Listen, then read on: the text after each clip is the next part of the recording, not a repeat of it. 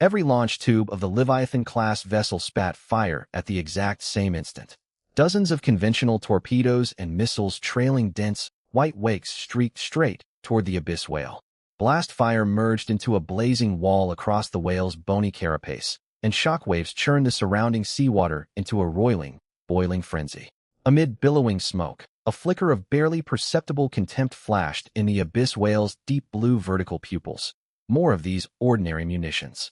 No number of armor-piercing rounds from that fifth-order battleship had managed to pierce its carapace. These standard torpedoes were not even enough to scratch its hide. It did not bother adjusting its posture at all, letting torpedoes and missiles detonate against its bone plating, while devoting its full focus to unleashing its sonic assault. It intended to watch the black submarine be shattered by sound waves. What it failed to notice was that, concealed beneath the white trails of the main barrage, more than a dozen faint blue light tracks slipped quietly through the firestorm. Their trajectories had been precisely calculated, all locking onto a single point, the seam in the bone plating surrounding the whale's blowhole, the weak spot Su-Hai had repeatedly scanned, computed and confirmed via sonar throughout the earlier brutal clash. The explosions and smoke from conventional ordnance perfectly masked the trails of the dark-scale armor-piercing torpedoes that by the time the Abyss whale sensed that something was wrong. These warheads followed entirely different flight paths, faster and truer, with runic glows on their warheads sending an instinctive, bone-chilling dread through its being. It was already too late. More than a dozen dark-scale armor-piercing torpedoes slammed simultaneously into the carapace seam around its blowhole. Piercing warheads tore through the bone plating, which was one-third thinner here than elsewhere, burrowing deep into soft tissue before detonating all at once.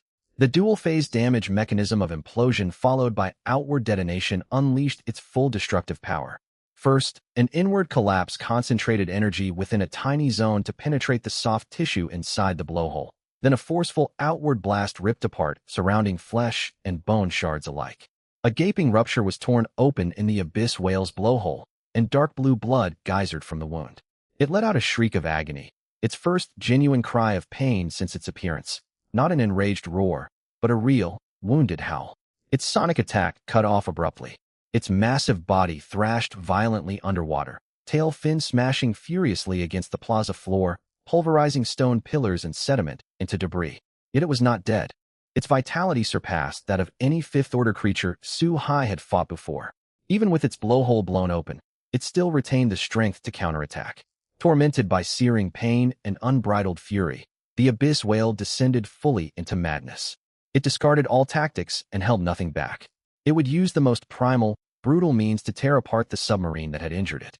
It rolled over, and its 25-meter-long bulk hurtled toward the Leviathan-class vessel with impossible speed. Its maw gaped wide, layers upon layers of sharp fangs glinting cold in the dim seawater. It meant to bite clean through the submarine's hull. At the same time, its tail and pectoral fins struck the ocean, unleashing one raging whirlpool after another. Shattered rock and wreckage were hurled in every direction. "The whale's gone berserk," someone screamed over the Allied Forces channel. "It's trying to take Divine Su down with it." Divine Su would not give it that chance. Third volley, Dark Abyss Devour, fire. Fourth volley, Dark Abyss Collapse, fire. The pitch-black bodies of Dark Abyss Devour torpedoes slid silently from launch tubes, their warheads etched with dark gold runes pulsing in a breath-like rhythm. Right behind them came the Dark Abyss Collapse torpedoes, their hulls oozing dark red liquid energy like flowing magma. The trails of the two munitions intertwined, black and dark red, drawing eerie arcs through the deep sea, plunging straight down the whale's gaping throat. Detonation began from within. The annihilative energy of Dark Abyss Devour ignited inward collapsing dark red energy spheres inside the whale's body, disintegrating internal organs and soft tissue layer by layer. Immediately afterward, a miniature gravitational singularity spawned at the heart of the Dark Abyss Collapse blast, compressing and grinding everything nearby, flesh, organs, bone fragments, inward without mercy. The Abyss whale's entire chest cavity was blown out from the inside. The collapse singularity crushed its heart and adjacent organs into a lumpy mass of wreckage. Its thrashing ceased in an instant. Its 25-meter frame hung rigid in the water. Its deep blue vertical pupils stared wide, reflecting the cold silhouette of the black submarine. To its dying breath, it could not comprehend. Why had ordinary-looking ordnance concealed armor-piercing warheads capable of breaching its carapace? How could this fourth-order submarine endure both its sonic assault and ramming strikes without even its shield fracturing? How, when it held overwhelming advantages in strength, size, and rank, had it ended up the one to die? It would never get the answers. All strength drained away. Its colossal form sank slowly and heavily into the plaza's silt, kicking up a thick cloud of murky sediment.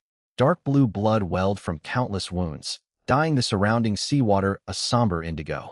Abyss whale fifth order ×1 eliminated. Silence fell over the battlefield. The fourth-order whales and juvenile specimens hunting down Allied survivors froze the moment their fifth-order kin fell. For the first time, fear flickered in their deep blue eyes, primal, genetic terror of a far superior apex predator.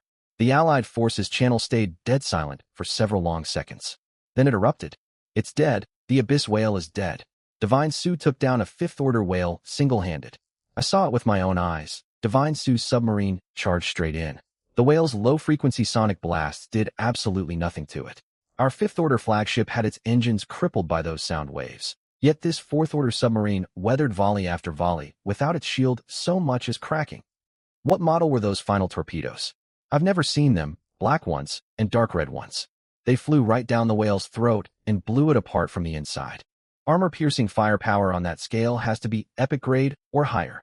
A fifth-order battleship got crippled in 2 hits from the whale, yet a fourth-order Leviathan-class vessel solo killed it without taking damage. The gap is unbelievable.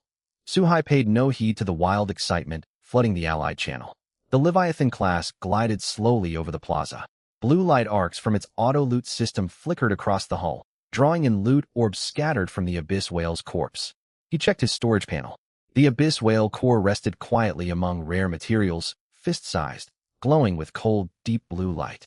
Deep within it, the faint phantom of a miniature whale drifted slowly. His very first fifth-order core was secured. Leave the fourth-order ones alone, he told Zhao Tianmei. Set course for the ancient city. There is plenty more to be found inside. The Leviathan class altered heading and sailed toward the ancient city's depths. As the submarine drew near, the fourth-order whales and juveniles instinctively parted. Their deep blue eyes still burned with lingering dread from the aftermath of the Dark Abyss collapse detonation. Their massive bodies shrank back to either side, clearing a path leading deeper into the ruins. Witnessing this, the surviving Allied forces regained hope. Though tough and well-armored, without their fifth-order leader, the remaining fourth-order whales were a disorganized mob. Several less damaged fourth-order hunter warships regrouped, loading every remaining armor-piercing round into their launch tubes. Combat flared up once more across the plaza. Torpedo trails and blast fire lit the ancient city entrance. Yet this time, the tide of battle had fully reversed. The interior of the ancient city was even grander than its outer section suggested. The pyramid-shaped temple opened into a vast hall.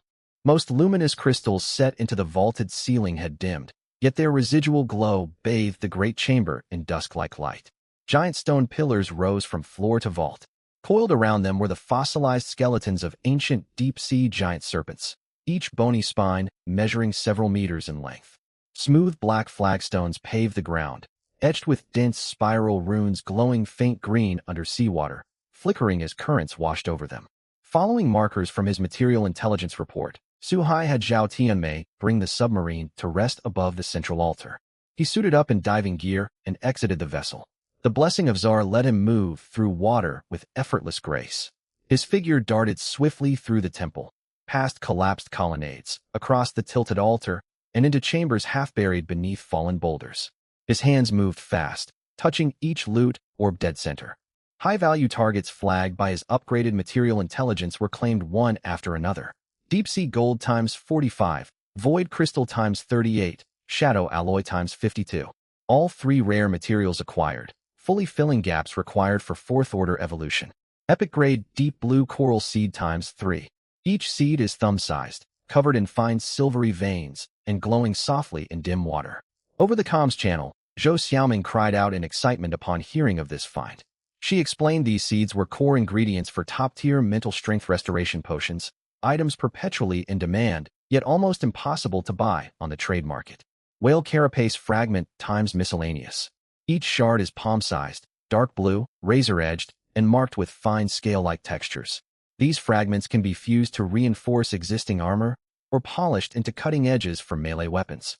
Various ores and munitions obtained, including high-purity deep-sea magnets, shadow crystals, and crates of military-grade armor-piercing torpedoes. Deep inside a concealed stone chamber behind the altar, he found an epic-grade resource chest sheathed in pale purple light film.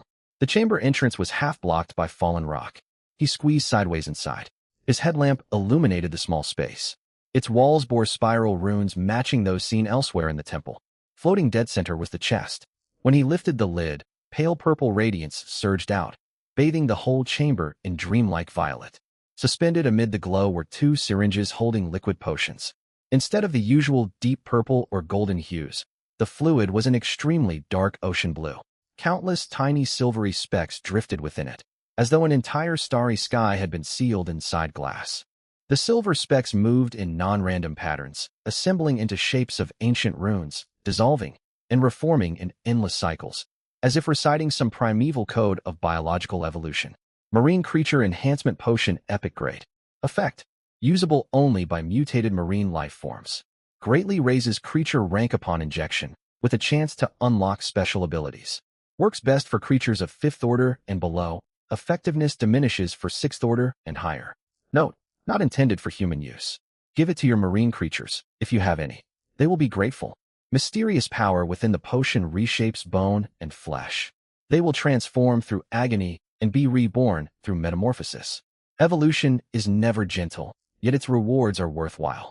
Suhai carefully stored both syringes in his inventory and scanned the rest of the chamber. Several standard silver resource chests sat in corners, holding evolution shards and large quantities of gold coins, valuable, yet not exceptionally rare. He looted them without hesitation. Stepping back out of the stone chamber, he explored further through the temple. More markers still glowed on his material intelligence interface, yet most marked ordinary resource chests: steel, rubber, evolution shards, gold coins.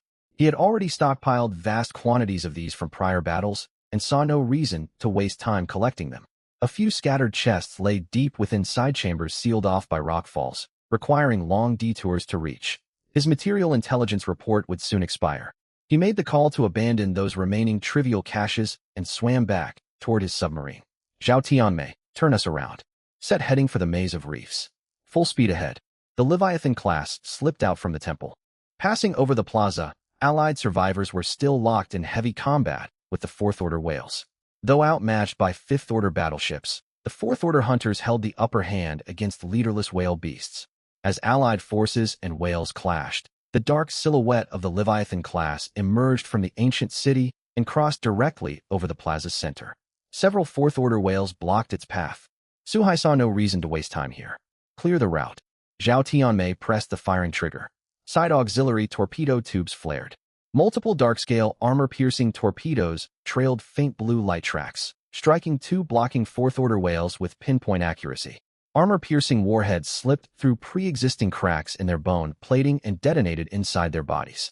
The dual-phase implosion detonation effect tore the tough beasts apart from within. Before they could even let out cries, their huge bodies shattered. Bone fragments and dark blue blood churned through seawater. The auto-loot system pulled in their dropped orbs.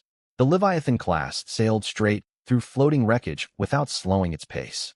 Once again, the Allied forces channel exploded. He just one-shot 2 4th Order whales. We have been focusing fire for ages just to cripple one, and he wiped out 2 while passing through. Divine Su, he really is divine. Not as a metaphor. Who else can one-shot 4th Order whales? Divine Su, my eternal idol. The Leviathan class drew away from the ancient city, speeding northwest across the Abyss Canyon toward the maze of reefs. Ruined outlines of the ancient city shrank behind viewports, fading at last into deep-sea darkness. Suhai paid no attention to the fanatical praise echoing far behind him. Down in the storage bay, he shut down his sonar display and laid the 2 newly acquired marine creature enhancement potions out on an operating bench. Syringe glass glowed softly under cabin lights. Inside, ocean blue fluid still swirled with silver specks, assembling into rune patterns, dispersing and reforming over and over like shifting ancient star charts. He studied them for a moment before opening a comms channel. Xiaoming, come down to the storage bay. Moments later, Zhou Xiaoming pushed open the compartment door and stepped inside. She had monitored the entire battle from the auxiliary weapons panel. A faint flush lingered on her young face from post-combat tension, yet her spirit burned bright. At sight of the star-flecked ocean blue potions resting on the bench, She froze for a heartbeat. Then her eyes lit up. She hurried forward and knelt to peer closely at the liquid inside the syringes. Silver specks cast tiny glints across her pupils. Curiosity turned into focused scrutiny, then barely suppressed amazement. She extended an index finger and tapped the glass wall near one cluster of rune-forming silver specks. The cluster scattered, then regrouped toward her fingertip as if answering her touch. "Captain, these are marine creature enhancement potions?" Excitement colored her voice. She looked up at Su-hai, speaking quickly. "I saw entries for these in database archives. Only extremely rare final chests and high-level relics drop them, and normally just one vial at a time. You have two whole vials. They are not for humans. They are made exclusively for mutated marine creatures. Injection drastically raises rank and carries a chance of unlocking unique special abilities." She stood, tapping her chin with a thoughtful, serious expression, as though solving a precise calculation. "Captain, your two bone sharks would be perfect candidates. They are fifth order, so the potions will work at peak efficiency. The mysterious energy will reshape their skeletons and musculature. With luck, they could advance straight to sixth order, each potentially awakening distinct special abilities. Archive records warn there will be several minutes of violent physical reaction after injection. The process brings severe pain, yet survival grants tremendous power growth. That is exactly why I called you here." Su-hai picked up both potions and headed for the infinite space portal. "Come with me. You understand this field. Keep watch over their reactions post-injection. If anything goes wrong, your innate talent may prove vital." The two crossed into the void of infinite space. Far off in the cultivation zone, deep-sea energy cabbages and glowing mushrooms shimmered in soft, varied hues beneath grow lights. Canopies of 7 epic-grade fruit trees swayed gently in the void air, and spirit spring water glowed with steady pale blue radiance. A barrier enclosing the armory sea hovered ahead. Dark silver and golden runes flowed across its transparent membrane. Within lay dark seawater, suspended amid the void like a giant, deep blue amber gem. Su-hai passed through the barrier, and cold, familiar ocean water wrapped around him. His gill slits opened automatically. Zhou Xiaoming followed through the barrier. Nanoscale scales on her protective suit shimmered silver as seawater washed over her. She gave an experimental stroke.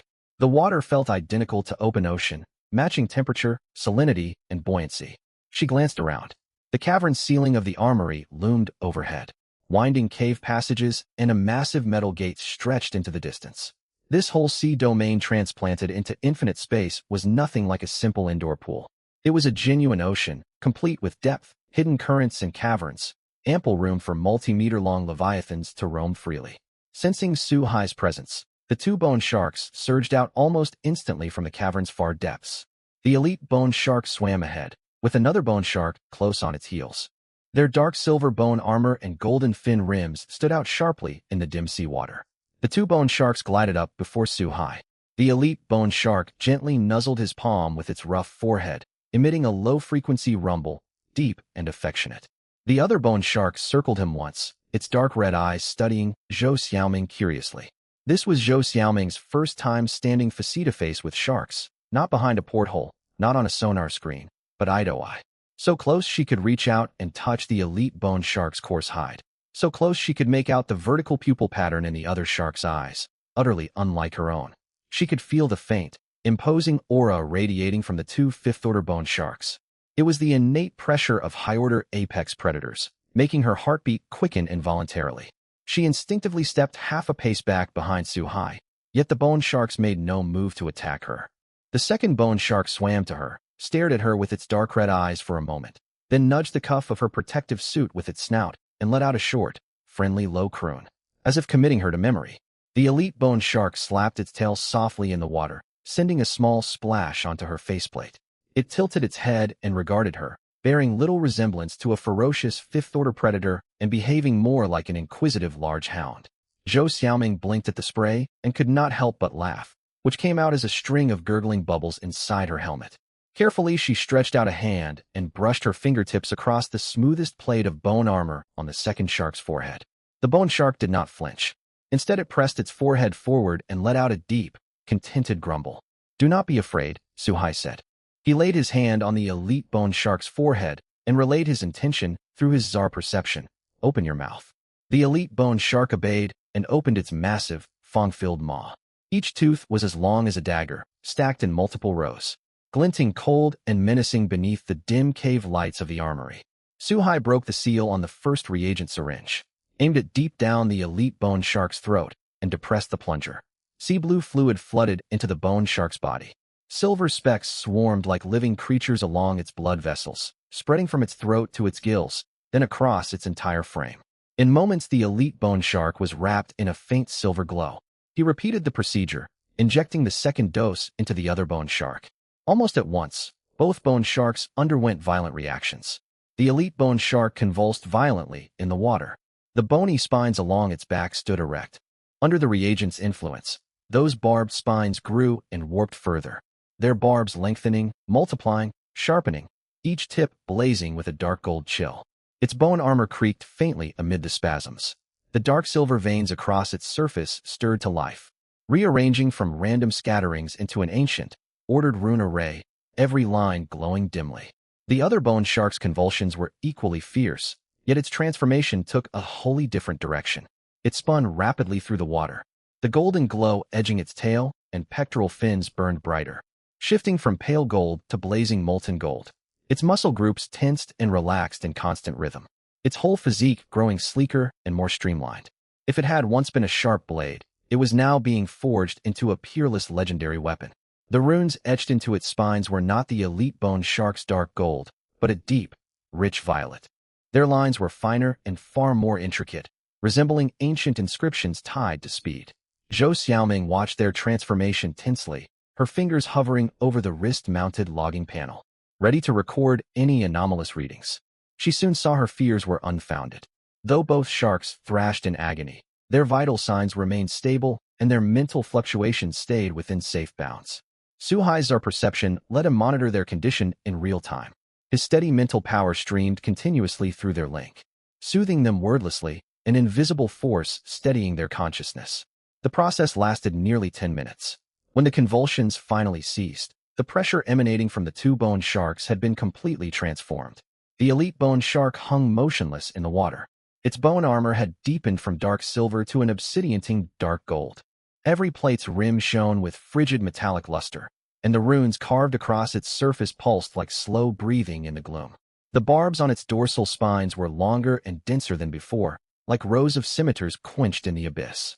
Its body had grown larger from the injection, stretching nearly 14 meters from snout to tail. The edges of its tail fin shimmered with the same dark gold radiance as its armor. It flicked its tail gently. An invisible force pushed the surrounding water outward in ripples, not a physical impact, but proof its sixth-order aura was powerful enough to warp currents. The second bone shark's changes were even more astonishing. Its size had barely increased, yet every muscle was taut and streamlined. Explosive power coiled beneath its skin.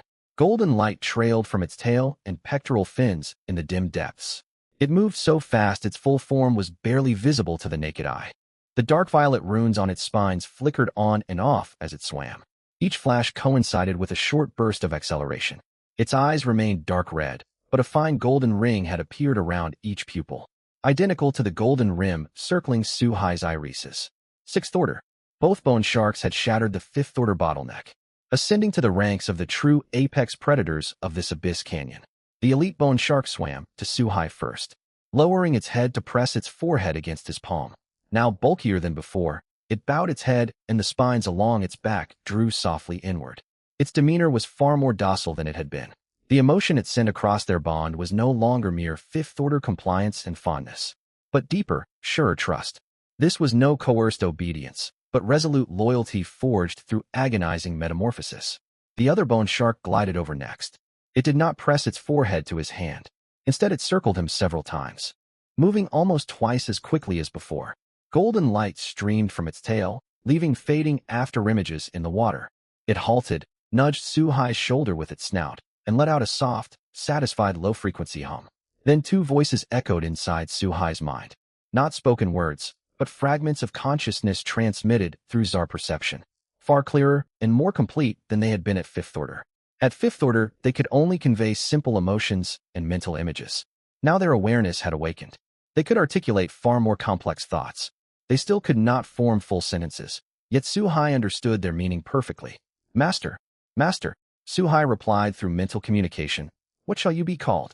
Master, give us names. Yes, master, grant us names. They wanted names. Suhai looked into the elite bone shark's deep and dark red eyes. It waited, quiet and focused, an abyss predator biting for the meaning its master would bestow. He thought for a moment. You shall be Darkblade. Dark as shadow, sharp as a blade. Darkblade slapped its tail hard against the water, whipping up a small whirlpool and letting out a deep, thunderous roar.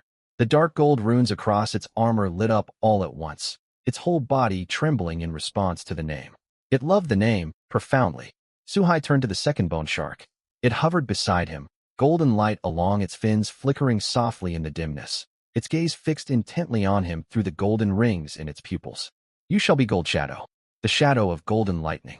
Gold Shadow did not thrash its tail in exuberance like Darkblade.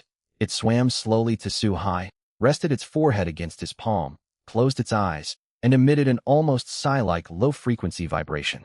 There was none of Darkblade's raw, brutal power in that sound. Instead lay a profound, near-reverent affection. It was the embodiment of speed, yet before its master it was willing to slow, to linger, to feel the warmth of his palm. Zhou Xiaoming watched the scene unfold. She had shifted from nervous alertness to focused data logging, and now fell silent, scarcely noticing her own changing expression. She had witnessed every second of their painful transformation. She could sense their agony even through her protective suit. Yet through all their torment, they sent Suhai no trace of resistance or resentment. Now, newly ascended to Sixth Order, their first impulse was not to flaunt their new power or patrol expanded hunting grounds. They swam straight to Suhai, bowed their heads, and waited for him to name them. Captain, Zhou Xiaoming's voice came over the comms channel, soft in ways she did not fully register. I truly believe they care for you. Not forced subservience. Something genuine from within. Suhai gave no verbal reply. He patted Darkblade and Goldblade on their foreheads, then turned and swam toward the barrier. The two bone sharks followed him partway, stopping at the barrier boundary. They watched as he and Zhou Xiaoming passed through and returned to the infinite space. Back in the cockpit, Suhai settled into his command seat. The Leviathan-class submarine cruised smoothly through the dark waterways of the Abyss Canyon. On the quantum resonance sonar display, the outline of the jagged reef labyrinth grew increasingly distinct. It was a kilometer-sprawling mass of giant reef formations. Countless towering stone pillars jutted upward from the seabed, some as thick as mountain peaks, others slender as stalagmites, packed tightly together to form a natural underwater maze. Glowing moss and tubeworm colonies coated the reef pillars. Faint teal fluorescence flickered within the narrow passages between the stones, as though lanterns burned deep inside the labyrinth. Zhao Sweet cranked the sonar scan to maximum resolution. The topographical map that appeared made her frown deeper and deeper. The widest channels between reef pillars measured barely 30 meters across.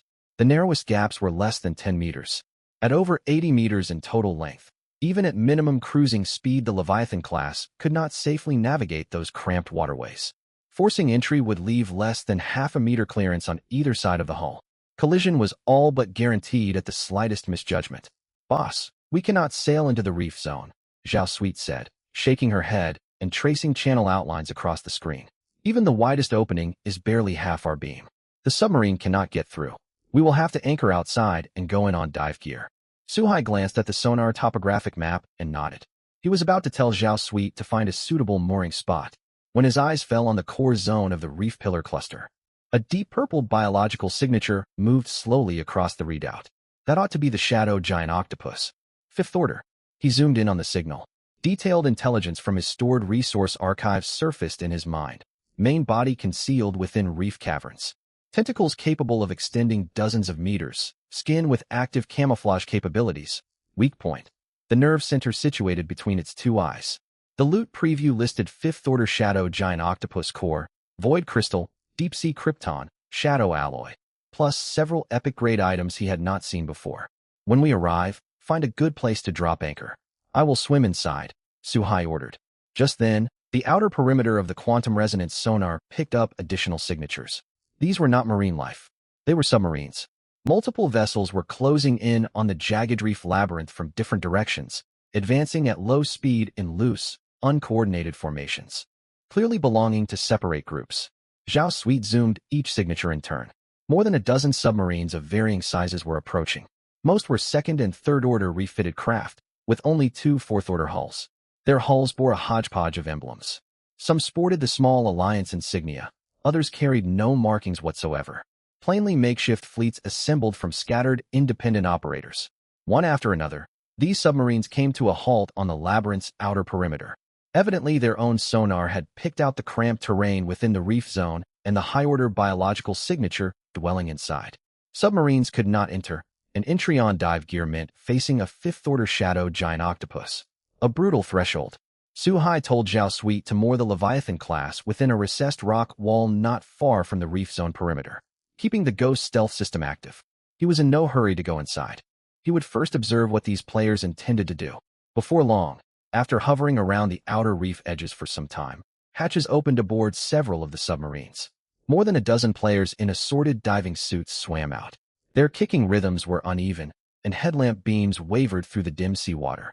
Instead of acting alone, they assembled into an ad hoc squad beneath the waves.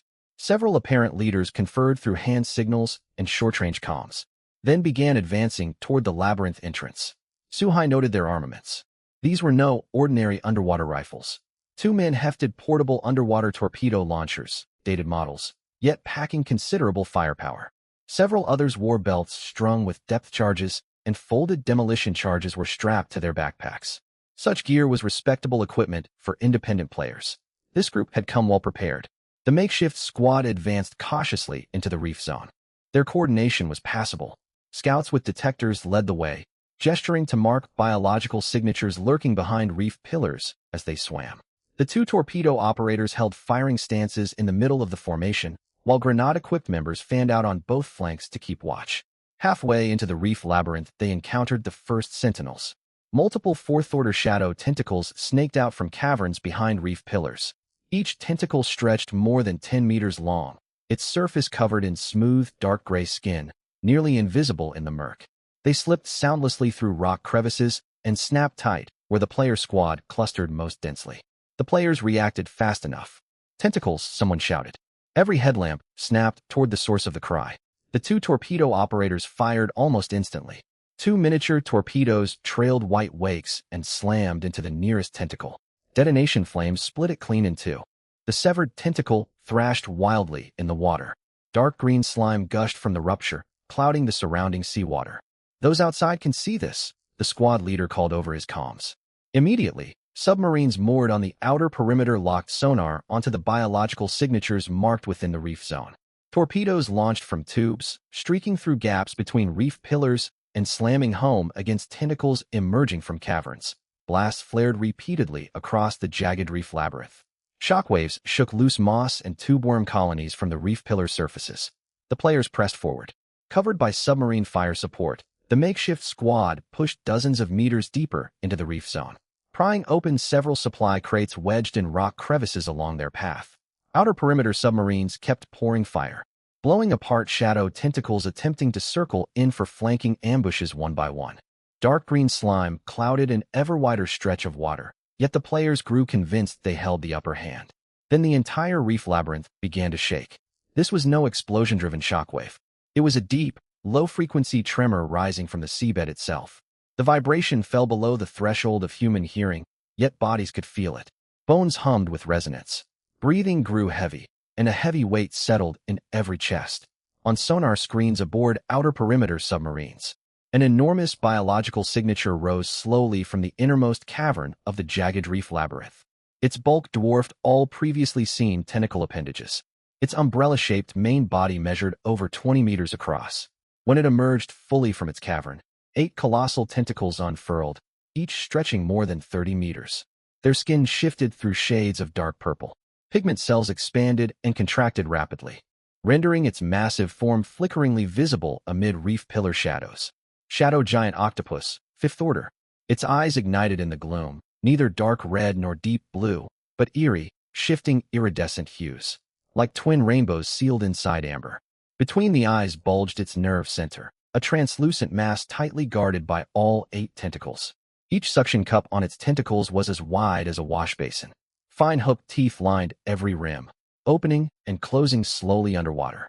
The shadow giant octopus unleashed no sonic roar like the abyss whale. It was quieter than the whale and far deadlier. All 8 tentacles lunged for the makeshift player squad at once. They did not strike straight in, but coiled through the water like 8 giant serpents. each following a trajectory distinct from the rest, sealing off every possible escape route from 8 separate angles. Sonar aboard outer perimeter submarines blared frantic alarms. 8 massive biological signatures converged on the central zone at high velocity. Their erratic, unpredictable paths overwhelmed submarine fire control systems, which could not lock onto so many targets simultaneously. Several submarines with quick reaction hastily launched torpedoes, yet most of the torpedoes were dodged nimbly by the tentacles as they passed through the narrow gaps between the reef pillars. The few that managed to hit only burst into balls of fire across the tentacle surfaces. The skin of those tentacles would flicker with a dark purple energy, filmed the instant an explosion struck, deflecting both shockwaves and shrapnel entirely. 2 players wielding torpedo launchers fired frantically. Miniature torpedoes slammed head-on into the onrushing tentacles at close range. But the blasts only deflected the tentacles a few degrees, failing even to tear their skin. Several players with grenades clipped to their waists pulled the safety pins and hurled the grenades. The grenades detonated amid the mass of tentacles. Their overlapping shockwaves formed a wall of fire, only for the tentacles to surge straight through the firewall without taking any damage. The first tentacle coiled around one player's waist. Barbs along the edges of its suction cups pierced the diving suit upon contact.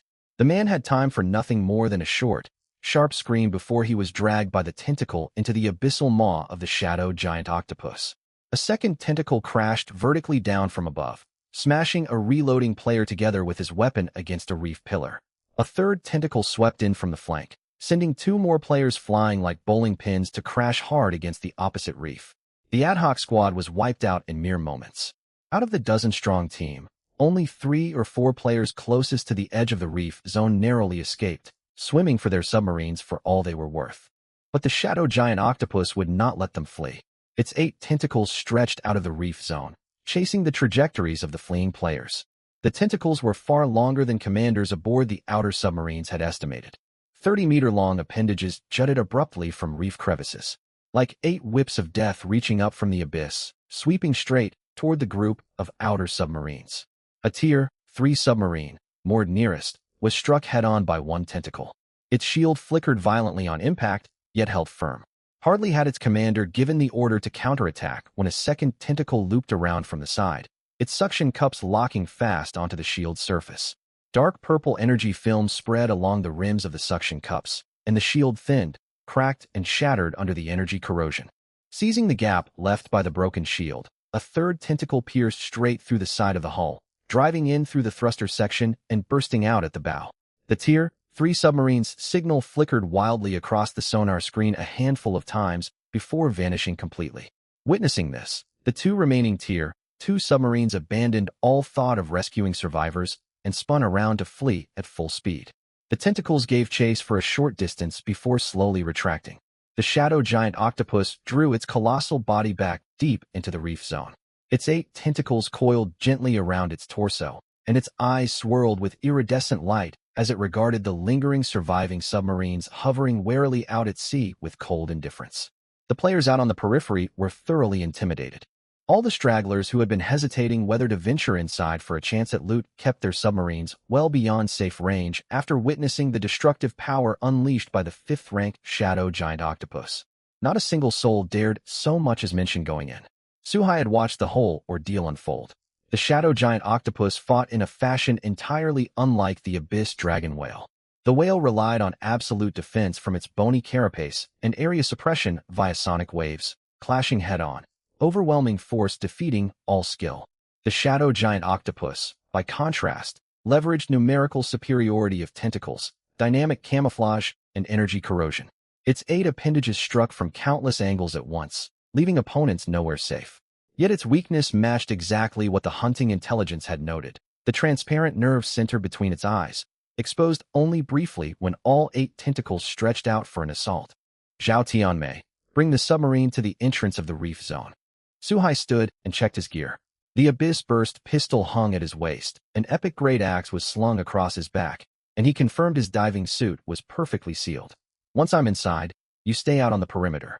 Lock onto the shadow giant octopus's position with sonar. Await my order and stand ready to fire. Use standard ammunition for suppressive fire first. Hold darkscale piercing and abyss annihilation for my signal. Understood.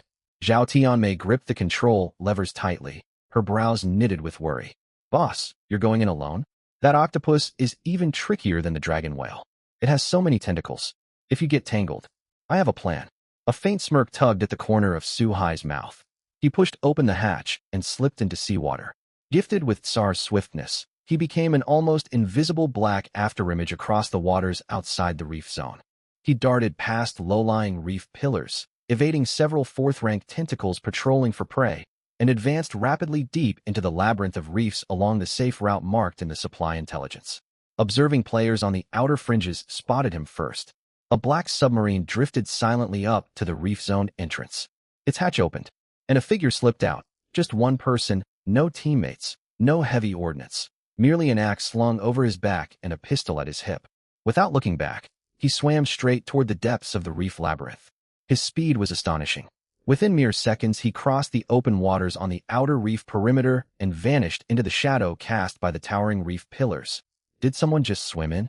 A hesitant voice came over the Allied Forces comms channel. One single person. Not even a torpedo launcher, just an axe on his back. Another fool rushing to his death. Didn't they see that dozen-strong squad get wiped out? That octopus's tentacles can reach all the way out of the reef zone and smash submarines. How many seconds can one lone swimmer last? Wait a second. Did anyone notice how fast he was moving? I've never seen anyone swim through water that fast. Gone in the blink of an eye. What good is speed? No matter how quick you are, you can't dodge 8 tentacles closing in on you. That last squad had solid teamwork, torpedoes, grenades, and submarine fire support from outside, and still got annihilated. He's walking in a certain death all by himself. Su Hai paid no mind to the chatter over the comms. Waterflow perception merged with Tsar sense. The reef topography and creature signatures across several kilometers appeared crystal clear inside his mind. He shot through a narrow gap between 2 giant reef pillars, glided silently beneath a retreating fourth-rank tentacle, and delved further inward along a hidden waterway half obscured by coral and seaweed. The shadow giant octopus nonetheless detected his intrusion.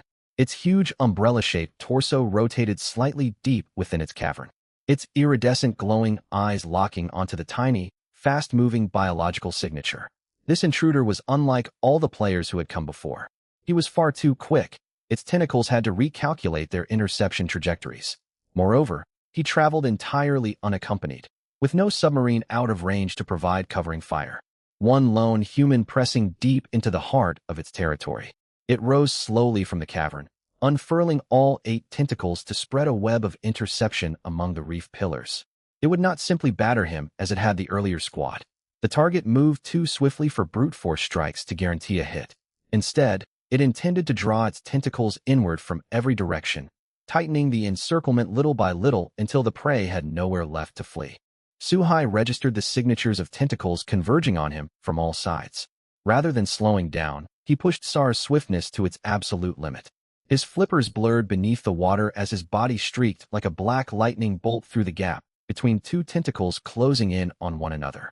The suction cups at the tentacle tips snapped shut barely centimeters from his diving suit, their barbs brushing the edge of his flippers. Breaking through the first ring of tentacle encirclement, he dived into a region packed far more densely with reef pillars. Gaps between these rock formations measured less than 2 meters, barely wide enough for a human to squeeze through, yet far too cramped for the shadow giant octopus's meter-thick giant tentacles. A low, rumbling, irritated subsonic roar emanated from the shadow giant octopus. Never had it encountered such prey slippery as an eel, deliberately burrowing into spaces its tentacles could not reach. It pulled its 8 tentacles back and shifted position above the dense reef thicket. It would strike vertically from overhead, stabbing tentacles down through gaps atop the reef pillars to pin this cunning quarry to the seabed. This was exactly what Su Hai had been waiting for. Even as he wove at high speed among the crowded reef pillars, he extended his Tsar sense toward the waters of the armory zone. 2 familiar mental ripples answered almost immediately. Darkblade and Gold Shadow had sensed their master's summons and were moving over from the armory waters. Zhao Tianmei, he pressed his comms key. Standard ordnance. Target the shadow giant octopus. Block its upward movement and force it down toward this dense reef sector where I am. Receive. Zhao Tianmei's voice crackled over comms. Seconds later, Leviathan-class conventional torpedoes roared out from external launch tubes, trailing white wake. They threaded through gaps between reef pillars and detonated precisely in the water directly above the shadow giant octopus. Though the blast flames failed to pierce the octopus's hide, overlapping shockwaves formed a solid fire blockade, completely cutting off its upward path. The shadow giant octopus was forced to descend. Its massive torso sank slowly from above the reef zone.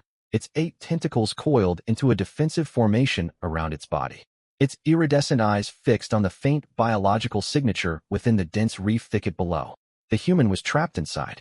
The pillars were too tight for its tentacles to enter, yet the human could not get out either. All it needed to do was hover overhead and drive its tentacles down through gaps in the reef tops to drag him out. It hung suspended above the reef cluster, gathering its tentacles into a conical formation ready to deliver a killing blow onto the tiny signature below. Then the water currents shifting on its flanks caught its attention. The disturbance had not been created by that human. 2 distinct auras radiating the menacing pressure of 6th-rank apex predators burst simultaneously from reef pillar shadows on its left and right. Such power was rarely encountered in its long years dwelling within the Abyss Canyon. A full rank above itself, and there were 2 of them. Darkblade and Gold Shadow lunged out of the shadows. Their dark red eyes drew 2 dim luminous trails through seawater. Darkblade struck first from the left. Its 14-meter silver-gray body streaked forward in such a straight black line that the octopus's tentacles could not intercept in time. All the bony spines along its back stood erect as it charged, dark gold barbs glinting cold and sharp in the dim ocean depths. 10 meters short of the shadow giant octopus, it veered sharply, slipping through gaps between 3 of the octopus's tentacles. Then from below, it slammed toward the underside edge of the octopus's umbrella-shaped torso at a brutally clever angle. The shadow giant octopus reacted with astonishing speed. The instant Darkblade altered course, it redirected 2 tentacles to close in and clamp down from either side. Suction cups gaped wide, their rims shimmering with dark purple energy film. At the same time, its torso contracted sharply upward, attempting to dodge the upward-angled blow aimed at its underbelly. But the tentacle interception missed its mark.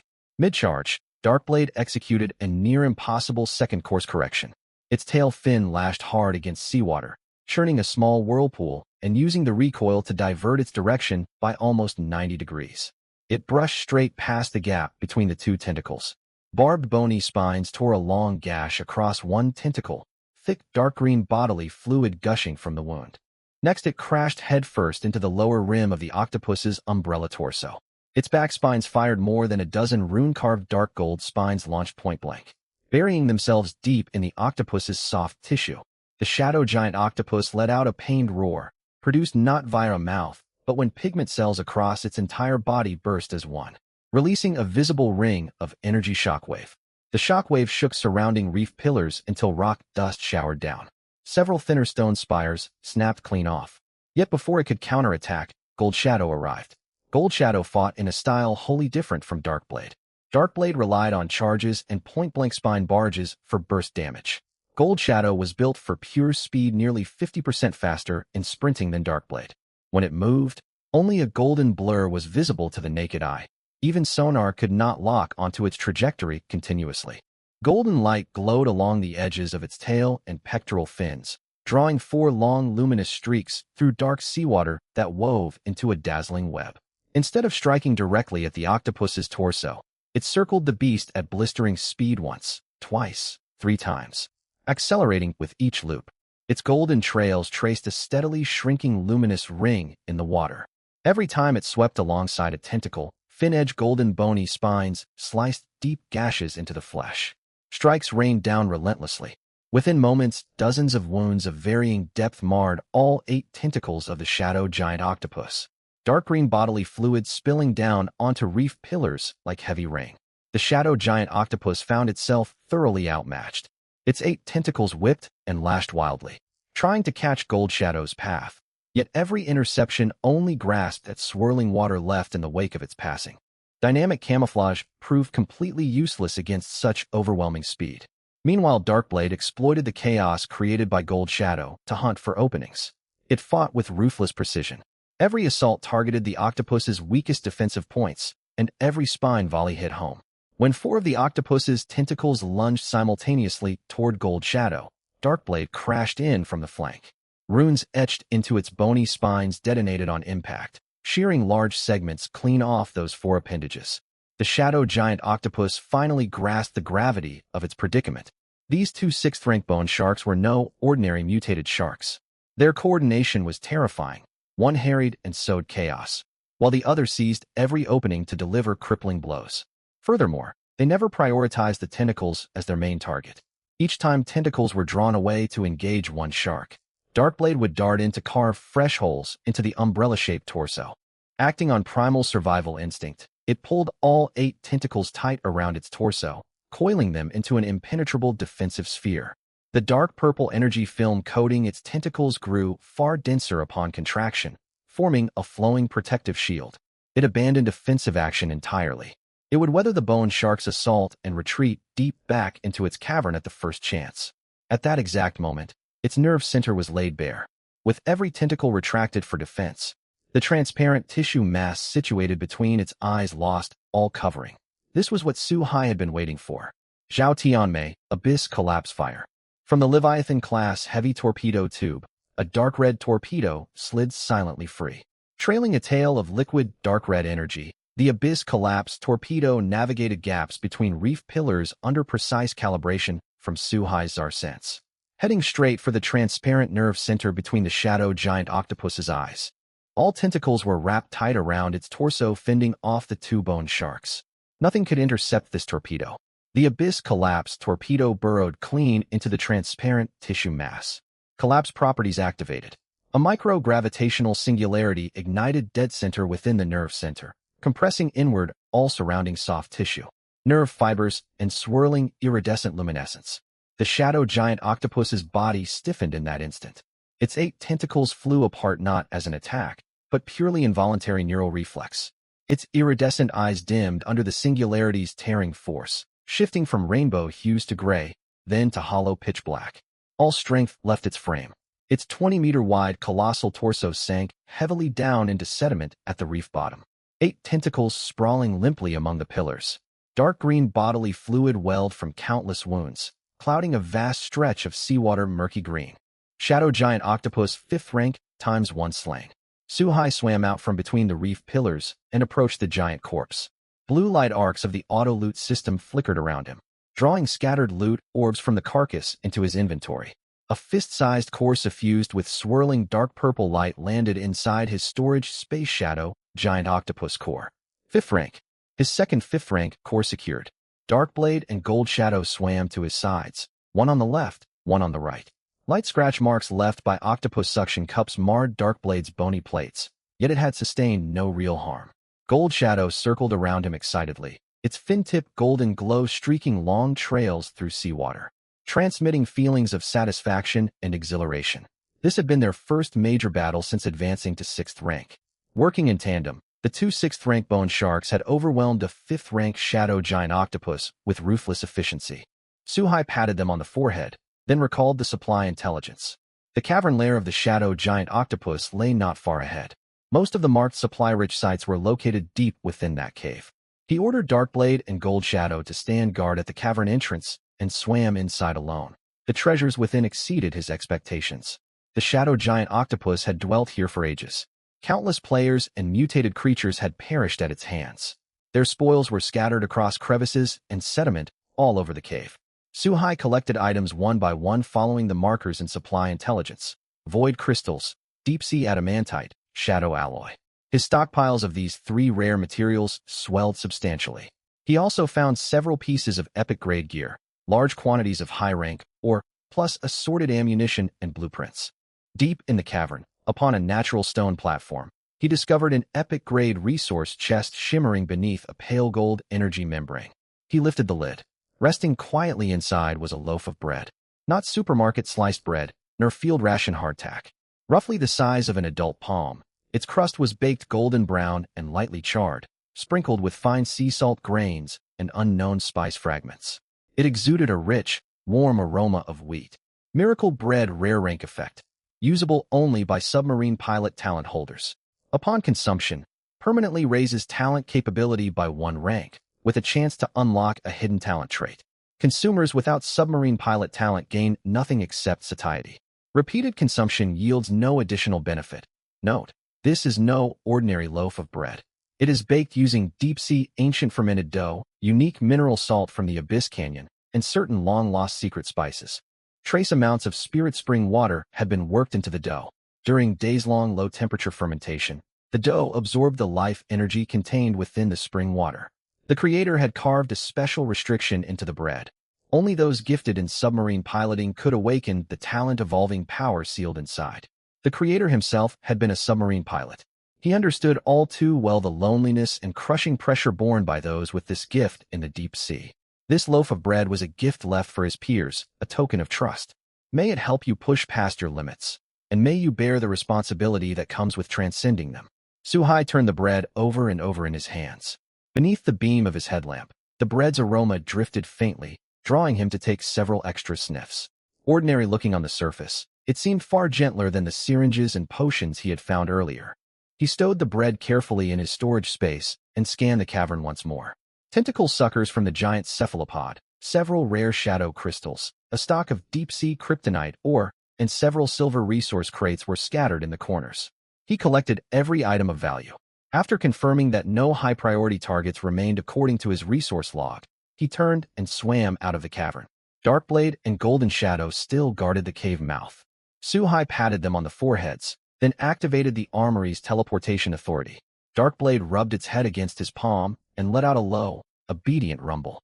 Golden Shadow circled him once, its tail fin trailing a long golden glow through the water. Pale blue teleportation light swirled around the two massive sixth-order creatures. Moments later, they vanished entirely from the reef zone, returning to the armory waters of the infinite space. With that done, Suhai turned and swam toward the outer edge of the reef zone. He did not retrace his original path. Instead, he headed outward through a relatively spacious passage. Sar's speed granted him tremendous mobility, yet he saw no need to hide anymore. The shadow colossal cephalopod was dead, and the remaining fourth-order shadow tentacles along with small first- and second-order mutated creatures posed him no threat whatsoever. On the outskirts of the reef zone, straggler players still lingered. They had not left, too afraid to venture inside, yet unwilling to abandon the resources within the reef. A few bolder submarines had crept back to the edge of the safe zone, their sonar systems continuously probing the reef zone's interior. Then they witnessed a sight that stunned every last one of them.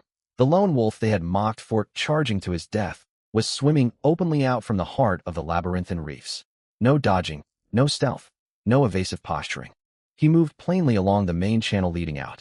All around him, the shadow tentacles that had wiped out an entire player squad only a short while earlier cowered, retreating into crevices behind reef pillars. Not a single one dared block his path. He glided calmly between stone columns, his headlamp swaying softly through the dim seawater. Several shadow tentacles nearest him scrambled into rock fissures as he drew near. One fled so hastily that barbs torn from its suckers scraped sparks across the reef surface. He paid them no glance. With a kick of his fins, he slipped between two reef pillars and headed for the black submarine, hovering quietly at the reef zone entrance. The players out on the perimeter fell dead silent for several long seconds. Then someone was the first to recognize the submarine's sonar signature, the streamlined black hull, the pulsing blue arcs of pulsed electricity rippling rhythmically across its plating, and the faint, cool shimmer of its quantum shield in the labyrinth's murk. Wait, that's a Leviathan class. I saw this sub during the battle against the Werewolf Alliance. It's Sugod. That's Sugod. The allied player channel erupted. Sugod, the same man who single-handedly tore through the Werewolf Alliance's defenses and sank the Fifth-Order Blood Wolf Emperor. Look behind him in the reef. All those tentacles have pulled back. Not one dares stand in his way. A dozen players went in and got wiped out, but Sugod goes in alone, and they won't even come near him. Sonar update. The Shadow Colossal Cephalopod signature is gone. The Fifth-Order beast is dead. Sugod killed it single-handedly. Who cares how he pulled it off? This is Sugod. Sugod can do anything. Then what are we waiting for? The cephalopod is dead. The remaining tentacles are leaderless. We can blast our way in with firepower. Everyone form up. Let's hurry in and grab the loot before Sugod gets too far away. The dispirited stragglers were instantly fired up. More than a dozen submarines regrouped. Squad leaders coordinated formations rapidly over the Allied channel. Some kept sonar locks on the surviving tentacles out on the perimeter, while others assembled extravehicular teams armed with torpedo launchers and demolition charges and swam toward the reef zone entrance. Suhai paid no mind to the commotion behind him. He swam alongside the Leviathan class, pushed open the hatch, and climbed into the flood compartment. He hung up his dive suit and stepped into the cockpit. "Boss, are you all right?" Zhao Tianmei looked him over from head to toe and exhaled in relief once she saw he bore no injuries. Zhou Xiaoming poked her head out from beside the auxiliary console, her large eyes full of concern. "I'm fine." Suhai settled into the pilot's seat. "Turn us around. Destination, the Abyss Trench. Full speed ahead." The Leviathan class altered course. Its fusion reactor rumbled deep, and its velocity surged, leaving the reef labyrinth and the players scrambling for its spoils far behind. Once the cockpit fell quiet, Suhai took the miracle bread out of his storage space and set it down on the console. Beneath the cabin lights, the loaf glowed an inviting golden yellow. Sea salt grains and spice flecks sparkled on its surface. Rich, warm wheat aroma drifted through the gentle flow of the climate control system. Even Zhao Tianmei, busy monitoring navigation, twitched her nose. Zhou Xiaoming leaned in and stared at the bread for a few seconds before gently brushing a fingertip across its crust. She closed her eyes. Faint white light flickered at her fingertip, her talent ability analyzing the energy components held within the food. A few seconds later, she opened her eyes. Her casual curiosity bloomed into clear surprise. "Captain, this bread." She spoke faster, tracing a finger lightly over the loaf's surface. "It's recorded in the archives of my system bestiary, deep-sea ancient fermentation dough baked with abyss rock salt, infused with trace spirit spring energy during fermentation. Loaves like this are extraordinarily rare." She looked up, glancing between the bread and Suhai, her tone turning serious. "Tianmei has the piloting talent, which fits this bread's optimal user profile perfectly.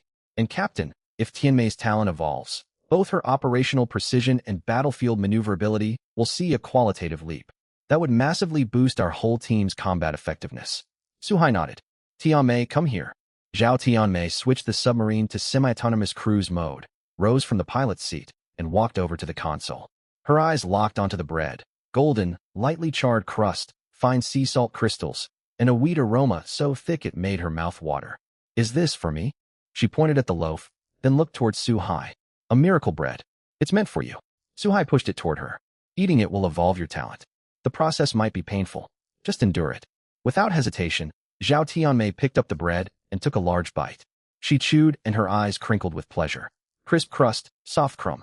The subtle saltiness of sea salt brought out the natural sweetness of the wheat, and spice flecks tingled lightly on her tongue. She finished the whole loaf in a few quick bites, drank a big mouthful of water, and stood waiting. Moments later, violent vertigo welled up from deep inside her brain. Instinctively, she grabbed the edge of the console for support. Strength drained from her body. Her legs buckled, and she nearly fell to her knees. Zhou Xiaoming had been ready, caught her by the arm, and steadied her into the co-pilot's seat. Zhao Tianmei leaned back in the seat with her eyes shut. Fine beads of sweat dotted her forehead. The vertigo felt somewhat like the effect of a psychic shriek, yet deeper and more sustained. Something seemed to be breaking through from the depths of her consciousness, tearing down old neural connections and weaving entirely new ones in their place. Pain spread outward. It radiated from her temples across her entire scalp, as though an invisible chisel carved repeatedly inside her mind. She bit her lower lip to hold back cries, her hands clamped tight around the armrests of the seat. She could feel something shifting, not physical, but deeper, something directly linked to her talent. Zhou Xiaoming knelt beside her holding a damp towel, dabbing sweat from her forehead every so often. Suhai stood nearby, saying nothing, his gaze fixed steadily on Zhao Tianmei's face. The transformation lasted some time. When Zhao Tianmei finally opened her eyes, the world felt different. Not a change in what she saw, but something deeper and indescribable. She could sense every tiny movement of the Leviathan class, as if the submarine's hull were an extension of her own skin. She could feel every thrust ripple generated by the propellers churning seawater, every layer of energy rippling across the quantum shield. Every faint echo returned as sonar beams swept over the seabed terrain. Her talent panel automatically popped up. Talent evolution complete. Submarine piloting has evolved into extreme piloting. New abilities acquired. Extreme prevision. 0.30.5 seconds before enemy ordnance fires. Detect incoming ballistic trajectories through shifts in water flow. Subtle changes in enemy vessel attitude and weapon system preheat signatures and auto-generate optimal evasion paths. Precision scales with the operator's mental power. Extreme maneuver. For a short window, pushed the submarine's maneuvering performance to 120% of its theoretical limits, breaking hard-cap top speed and turning rates. Lasts 15 seconds, cool down 5 minutes. Leaves the operator with temporary mental fatigue after use. Must wait at least 1 minute before activating again. Extreme neural sync. Establish a deep neural link with submarine control systems, driving operational latency down to near zero. In this state, the pilots can, with some probability, translate directly into submarine movement, removing the need for manual inputs via joysticks and touch panels. Zhao Tianmei slowly lifted her hands and stared at her still trembling fingertips.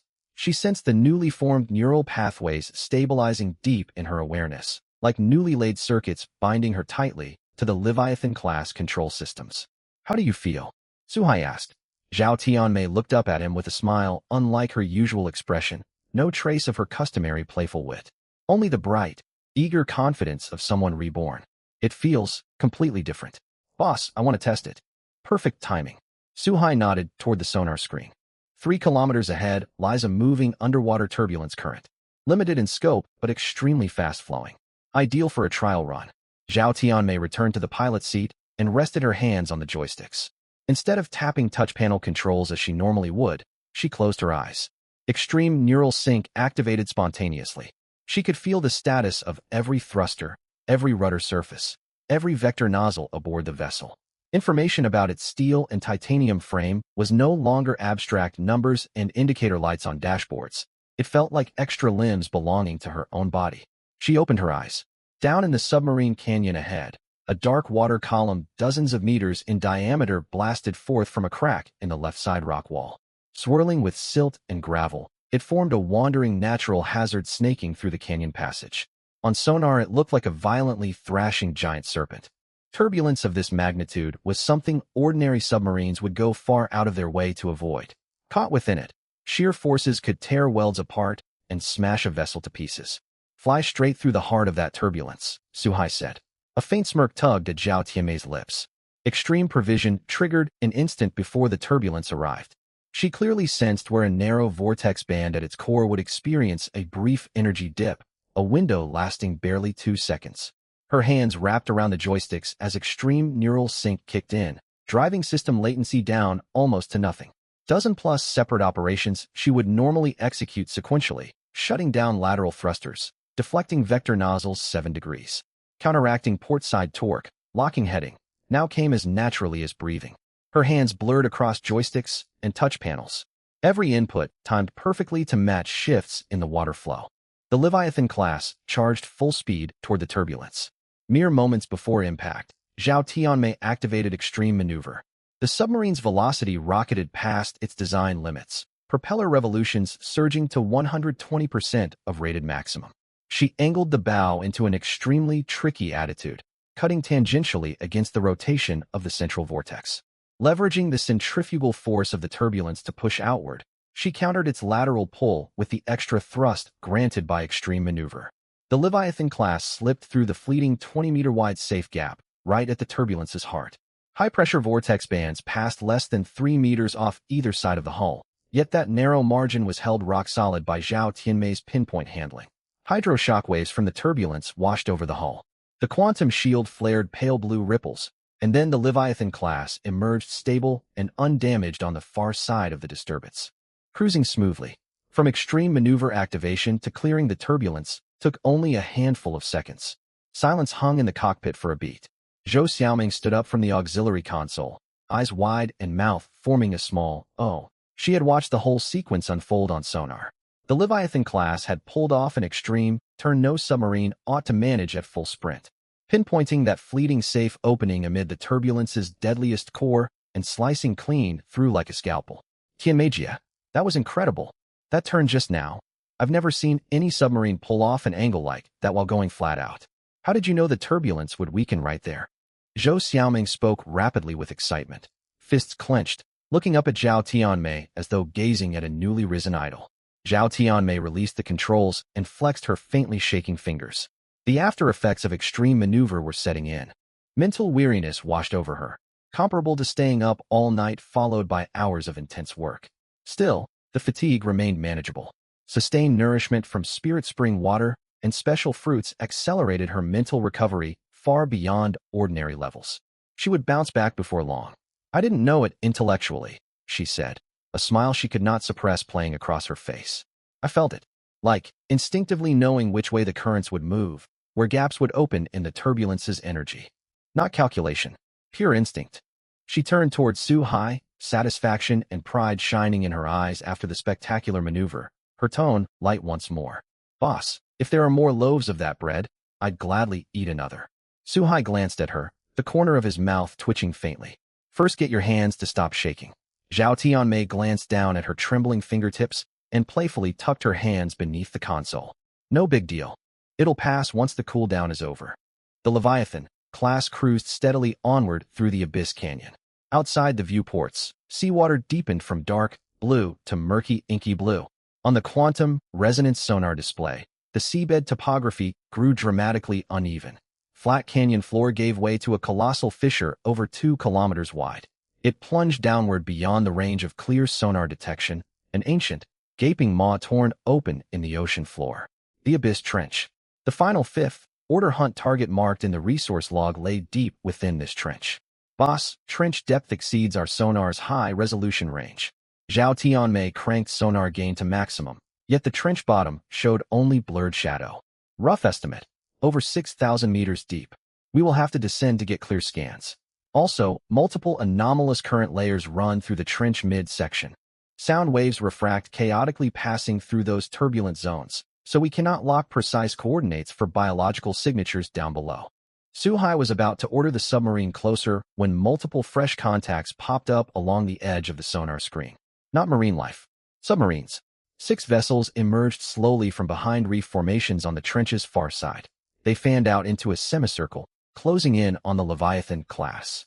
Their sonar signatures matched the black tide pirate group encountered before. Dark camouflage patterns coated their hulls, weapon systems fully powered up, and torpedo tube hatches swung open. One vessel stood out for its sheer mass, even larger than the Leviathan class, a 5th order heavy battleship marked with a grinning black skull insignia. It was accompanied by one 4th order heavy hunter, killer ship and 4 3rd order assault craft. A rough, domineering voice boomed over the open channel comms. Submarine out front, heave, 2. This is Black Tide Pirate Group, 3rd Hunting Fleet. I am Fleet Commander Pang Biao. Your vessel is locked by our fire control systems. Do not attempt to run. Do not resist. Pang Biao. Su-hai mentally reviewed the name. The Black Tide pirate fleet he had annihilated with shark swarms outside the armory had had a different commanding officer. Clearly the Black Tide pirate group operated on a far larger scale than he had previously witnessed, and they had long had designs on the canyon's resources.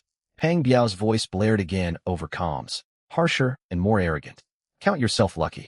You are not our primary target today. Here is your chance. See that trench down below? You will dive down and use your sonar to map the full distribution of jellyfish colonies on the trench floor, streaming real-time data back to us. Comply, and we let you go. Refuse, or try any tricks, and you know what awaits you. Su-hai leaned back in his pilot's chair, making no immediate reply. His eyes swept over the 6 pirate submarines formation on the sonar plot. The 5th order flagship held center, the 4th order hunter, killer on the left flank, and 4 3rd order assault craft spread across the right flank and rear. A classic encirclement and deterrent setup. Their fire coverage sealed off every plausible escape vector for the Leviathan class. Yet the formation contained a flaw. They had positioned themselves much too close to the trench rim. The gap between those right flank 3rd order assault craft and the trench edge measured less than 300 meters, and turbulent flow signatures already manifested in the waters directly above the trench. Given the terrain, if a sufficiently large depth charge detonates along the trench edge, the resulting undercurrents can drag those 3 order assault craft straight in. Zhao Tianmei's finger hovered over the weapon system preheat switch. She lowered her voice over the squad comms channel. Boss, do we engage? 6 vessels total, 1/5 order supported by a 4th order plus several 3rd order craft. Our frontal firepower should easily overpower them. Hold fire for now, Su-hai replied calmly. Hold fire. Zhao Tianmei froze mid-gesture. Boss, but they want us to go down and act as their pathfinders. I know, Su-hai said, a faint smile tugging at the corner of his mouth. I was going down anyway. The core of the 5th order Styx jellyfish lies at the very bottom of the trench. We cannot obtain it without descending. Right now, they are pointing guns at our heads, ordering us to do something we intended to do from the start. So we will play along. Go down and secure the core first. Once we have the item in hand, we will deal with them.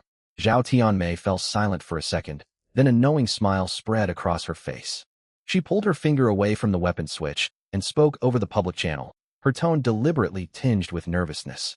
Don't open fire, we are going down. Peng Biao's rough, booming laugh crackled across the public channel.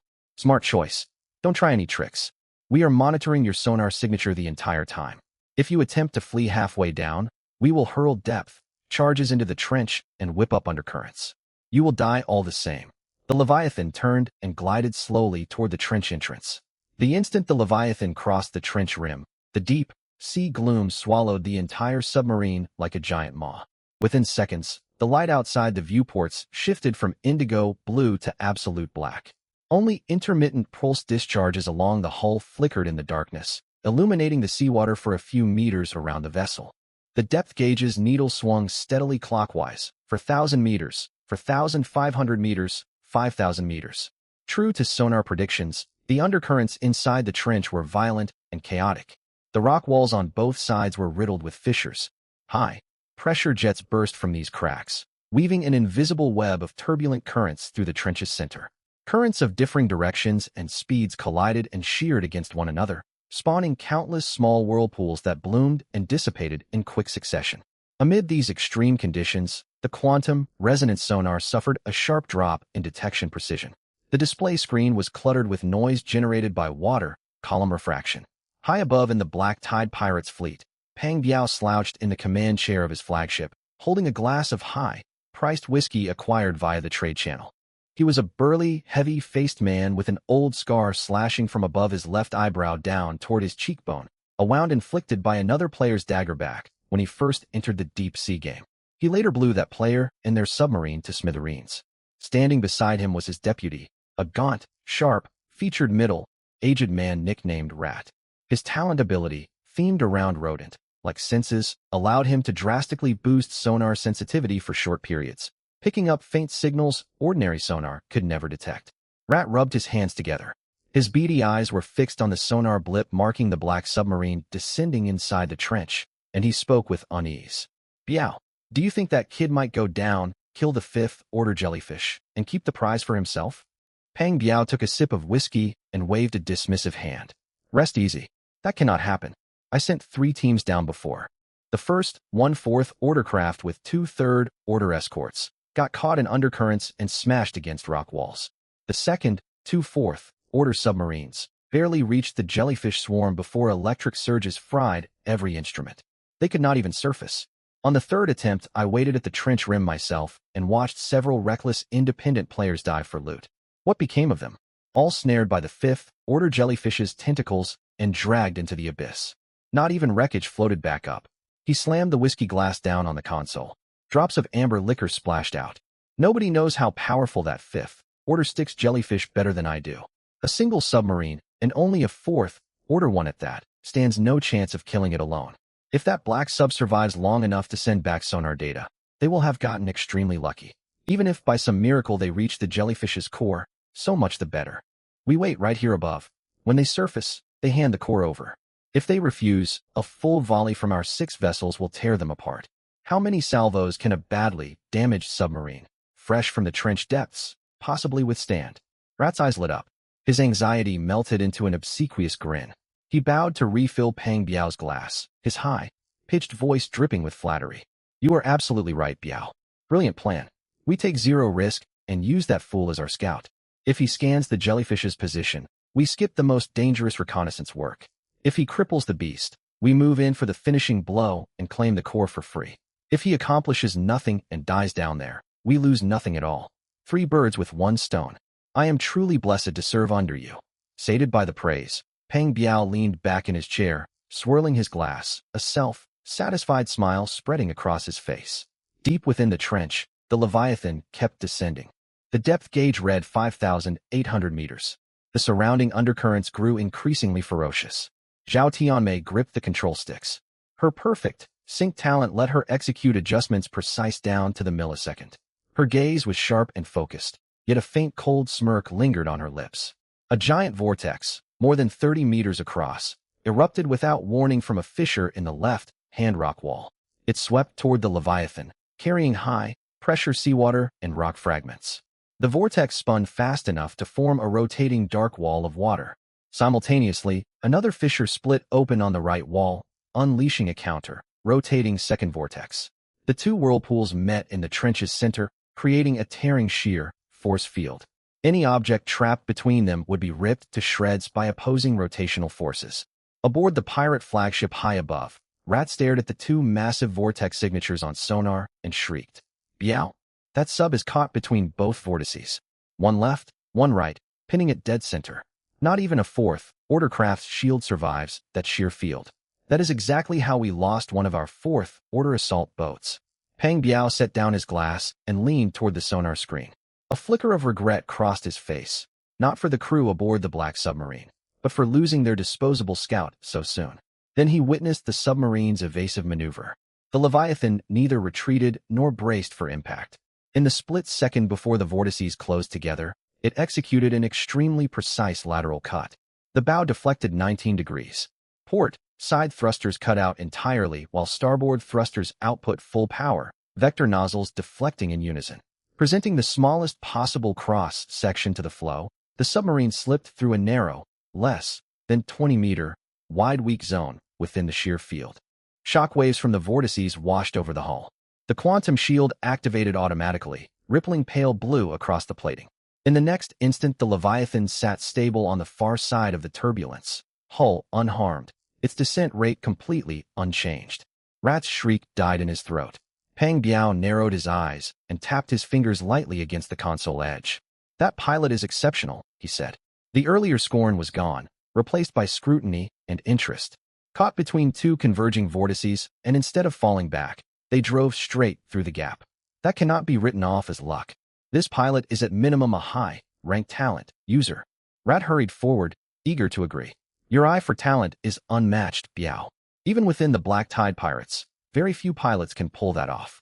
Once this business is over and he surfaces, should we wait until he transmits the jellyfish's location first?" Peng Biao leaned back again, yet his eyes remained fixed on the descending blip. If he really possesses that level of skill, killing him would be wasteful. After he hands over the intelligence, offer him a spot among us. If he shows disrespect, we can always sink him afterwards. The Leviathan continued its dive. The depth gauge hit 6,300 meters. The contours of the seafloor finally sharpened on the sonar display. The trench bottom was a relatively flat expanse of fine sand dotted with countless silver and pale blue supply crate blips. Judging from echo density, resource abundance rivaled that of the ancient city and the dark reef maze. Scattered among those supply markers, however, lay dense clusters of biological signatures, dozens of fourth-order contacts, and one deep, purple fifth-order signal. A swarm of Styx tentacle jellyfish, plus one fifth-order Styx jellyfish. They hung suspended tens of meters above the seabed. Their translucent bell-shaped bodies appeared as faint, ghostly outlines on sonar. Zhao Tianmei steered the Leviathan steadily, plotting a safe path through the thick jellyfish mass. Her hands blurred across control sticks and touch panels. Her foresight talent detected subtle shifts in water flow fractions of a second before jellyfish discharged, letting her adjust attitude and dodge incoming attacks ahead of time. Yet the jellyfish were overwhelmingly numerous, growing denser the deeper they went. Fourth-order Styx tentacle jellyfish attacked the same way as the rest of the swarm. Venom sacs at their tentacle tips released high-voltage electric arcs upon contact with seawater, spreading expanding blue electrical nets through the water. These arcs severely interfered with submarine electronics. Several grazing impacts against the shield made cockpit instrument panels flicker. Back on the pirate flagship above, Rat stared at the sonar and chattered nervously. "Biao," he dodged again. "That is the 7th arc already. When we sent our 4th-order assault craft down, its navigation systems burned out by the 3rd strike. Who on earth is this guy?" Peng Biao said nothing. His whiskey glass hung suspended halfway to his lips. Then the Leviathan opened fire. Suhai pressed the firing trigger. Side-mounted small torpedo tubes unleashed conventional ordnance at maximum cyclic rate. Dozens of torpedoes streaked forward with white trails, detonating precisely against the center of every 4th-order jellyfish bell. A pulsed electric field activated simultaneously. A ring-shaped high-voltage electrical grid blazed around the hull, incinerating stray jellyfish tentacles that drew too near. Spines belonging to the thorn armor extended and retracted repeatedly, skewering any stragglers. One after another, jellyfish signatures winked out on sonar. Against armor, piercing warheads, fourth order Styx tentacle jellyfish offered barely any resistance. Direct impacts to their bells blew them to fragments. As the Leviathan passed over the wreckage, the auto-salvage system pulled in floating resource orbs. Evolution shards, gold coins, and venom samples flooded the storage compartments. Rat watched in open-mouthed astonishment. On previous expeditions, multiple fourth-order submarines had become trapped by these exact same electrical nets. They had sustained heavy losses just to force open a narrow passage. This black submarine, by contrast, destroyed Jellyfish 1 by one with standard ammunition without so much as slowing its descent. Pang Biao shook his head and smiled coldly. He still has not reached the very bottom. Those are only fourth-order minions. The real monster is waiting for him further down. Mark my words, conventional ammunition will not defeat that fifth-order Styx jellyfish. The Leviathan dove onward. After breaking through the final dense layer of fourth-order jellyfish, the full panorama of the trench bottom unfolded across the sonar screen. A vast open abyssal plain carpeted with thick silver, white sand. Supply crates and mineral deposits lay strewn across the ground. Dead center above the plain hovered an enormous translucent bell-shaped body. It dwarfed all fourth-order specimens they had encountered. The bell measured more than 20 meters across and over 5 meters thick, covered in an ultra-thin transparent membrane glowing cold pale blue on sonar returns. Dozens of tentacles hung down from its rim, each stretching dozens of meters. Venom-filled neural vesicles dotted their surfaces, flickering faint toxic, green fluorescence in the darkness. Nestled amid those tentacles, atop the bell, pulsed a fist-sized transparent neural ring. That was its weak point. Styx jellyfish, fifth order. It sensed the intruder's approach. Light burst forth along every edge of its bell, not the toxic, green glow of venom sacs, but harsh blue, white electrical discharge. Dozens of tentacles spread out like antennae. Arcing electricity wove a massive power grid, illuminating the entire abyssal plain as bright as day. These arcs propagated through seawater so quickly sonar could barely track their motion. Every discharge sent visible shock, waves rippling outward, churning sand across the trench floor. Suhai's pupils constricted. An attack of this scale exceeded the complete dodge limits of Zhao Tianmei's foresight talent. "Tianmei, watch out," he warned sharply. Zhao Tianmei jammed the control stick all the way forward. The Leviathan's fusion reactor roared, pouring maximum power into its thrusters. The submarine plunged toward the seabed at extreme velocity. Zhao Tianmei unleashed her full overdrive. The Leviathan's speed surged past theoretical design limits. Thruster revolutions hit 120% of rated maximum output. Foresight activated to its fullest. She perceived the exact timing of each jellyfish discharge and the spread trajectories of electric arcs. Fractions of a second before every detonation, minute charge shifts in the water warned her of incoming attacks, giving time to reorient and evade. A blinding blue arc grazed the Leviathan's hull. Where it made contact, the shield burst into pale, blue energy ripples. Zhao Tianmei gritted her teeth and threw the stick hard left. The submarine executed an almost 90-degree sharp turn, threading through a gap between two intersecting arcs. Electric arcs, venom sacs, lashing tentacles, attacks assailed the Leviathan from every direction. Yet Zhao Tianmei's hands remained rock-steady. Beneath the storm of electricity on the trench floor, the Leviathan sprinted, veered, plunged, and climbed, each evasion executed in the narrowest of windows. Suhai's gaze locked onto the deep, purple fifth-order signature on sonar. Following its sustained barrage, the Styx jellyfish's bell entered a brief recharge lull. Electrical output from its tentacles dimmed simultaneously. The transparent neural ring atop the bell stood exposed while power rebuilt. Tianmei, hold steady. Full frontal firepower, all tubes fire. Every launch tube aboard the Leviathan erupted at once. Conventional and armor, piercing projectiles streaked toward the Styx jellyfish in dense trails. Detonations blazed across its bell. Shock. Waves blasted sand billowing high into the surrounding water. When the light faded, the Styx jellyfish remained unharmed. Its thin transparent membrane bore only faint white scratches despite multiple direct armor, piercing hits. Venom sacs along its tentacles still glowed toxic, green. Its membrane, covered neural ring rotated slightly, locking onto the Leviathan's position. Once more its tentacles lit up, the blue, white arcs burning even brighter. It had been provoked into rage. Suhai never expected those rounds to destroy it. He only intended to anger it. Through his Tsar perception ability, he extended his awareness out toward the Armory C zone. Two familiar mental replies came almost instantly. Tianmei, keep drawing its attention. Head for the cluster of jagged rock pillars on the trench floor. Under Zhao Tianmei's control, the Leviathan headed toward the field of stone spires. The enraged Styx jellyfish gave chase. All its tentacles crackled with electricity, casting a vast net of attacks to engulf the submarine. Zhao Tianmei gritted her teeth and activated limit control in rapid succession. The Leviathan-class submarine darted and evaded repeatedly amid the dense network of electric arcs. Every arc grazed past the shield, its strength dropping time and again before bouncing back to normal.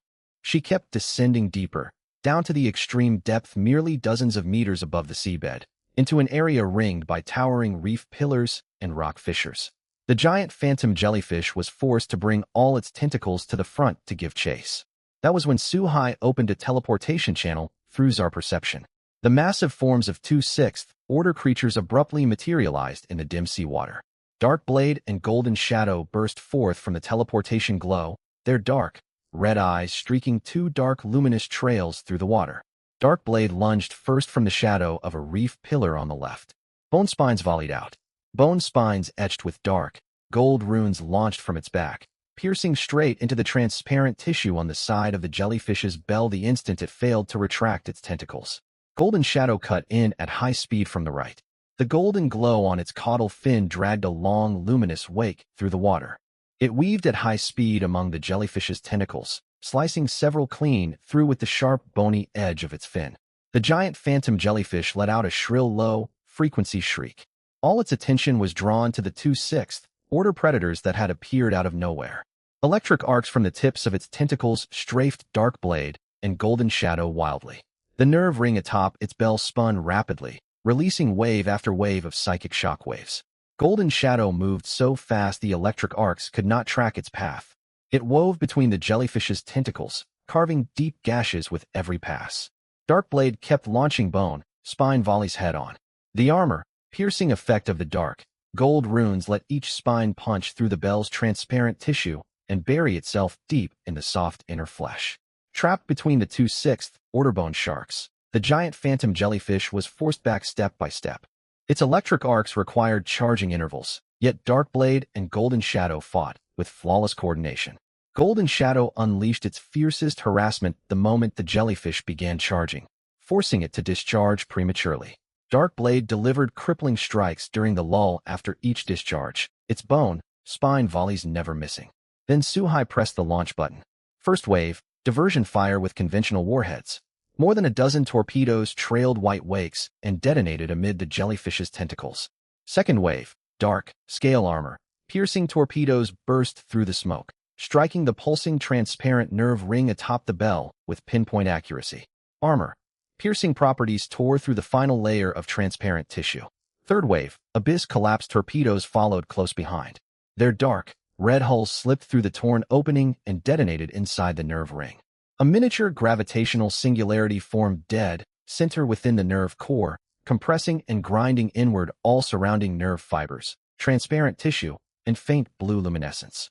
The giant phantom jellyfish's body stiffened in that instant. Dozens of tentacles lost all strength and drooped limply. Stripped of power, its enormous bell sank slowly and heavily into the fine seabed sand.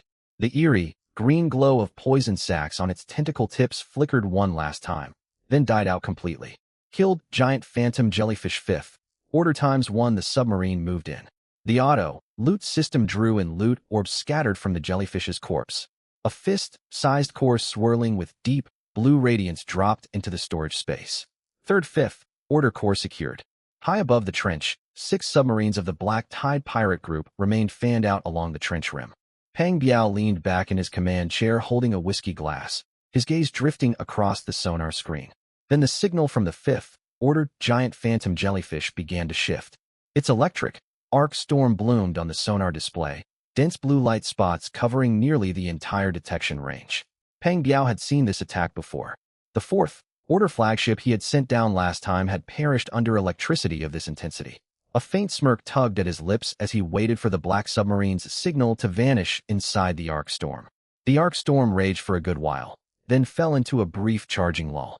The black submarine's signal was still there, not merely present, but completely unharmed. Right after that, two new creature signals materialized out of thin air at the trench bottom. Peng Biao's pupils constricted sharply. Both signals were far stronger than the fifth-order jellyfish, blazing like two dark, red supernovas on the sonar screen.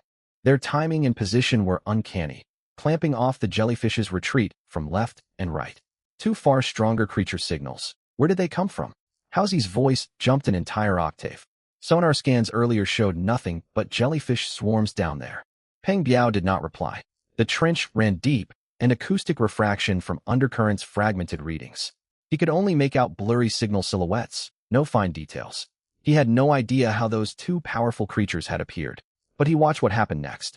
The two powerful signals collided violently with the giant phantom jellyfish's signal. One tentacle signal after another snapped, dimmed, and vanished in the clash. The jellyfish's arc storm grew sparser and sparser under the pincer assault of the two sixth-order entities.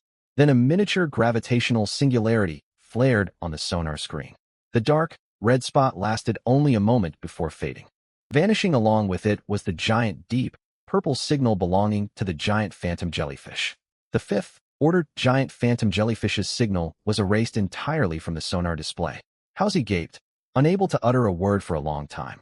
Peng Biao sat rigid in his command chair, his face drained of color. Only moments earlier he had confidently told Housy that a mere fourth-order submarine could never solo kill a fifth-order giant phantom jellyfish.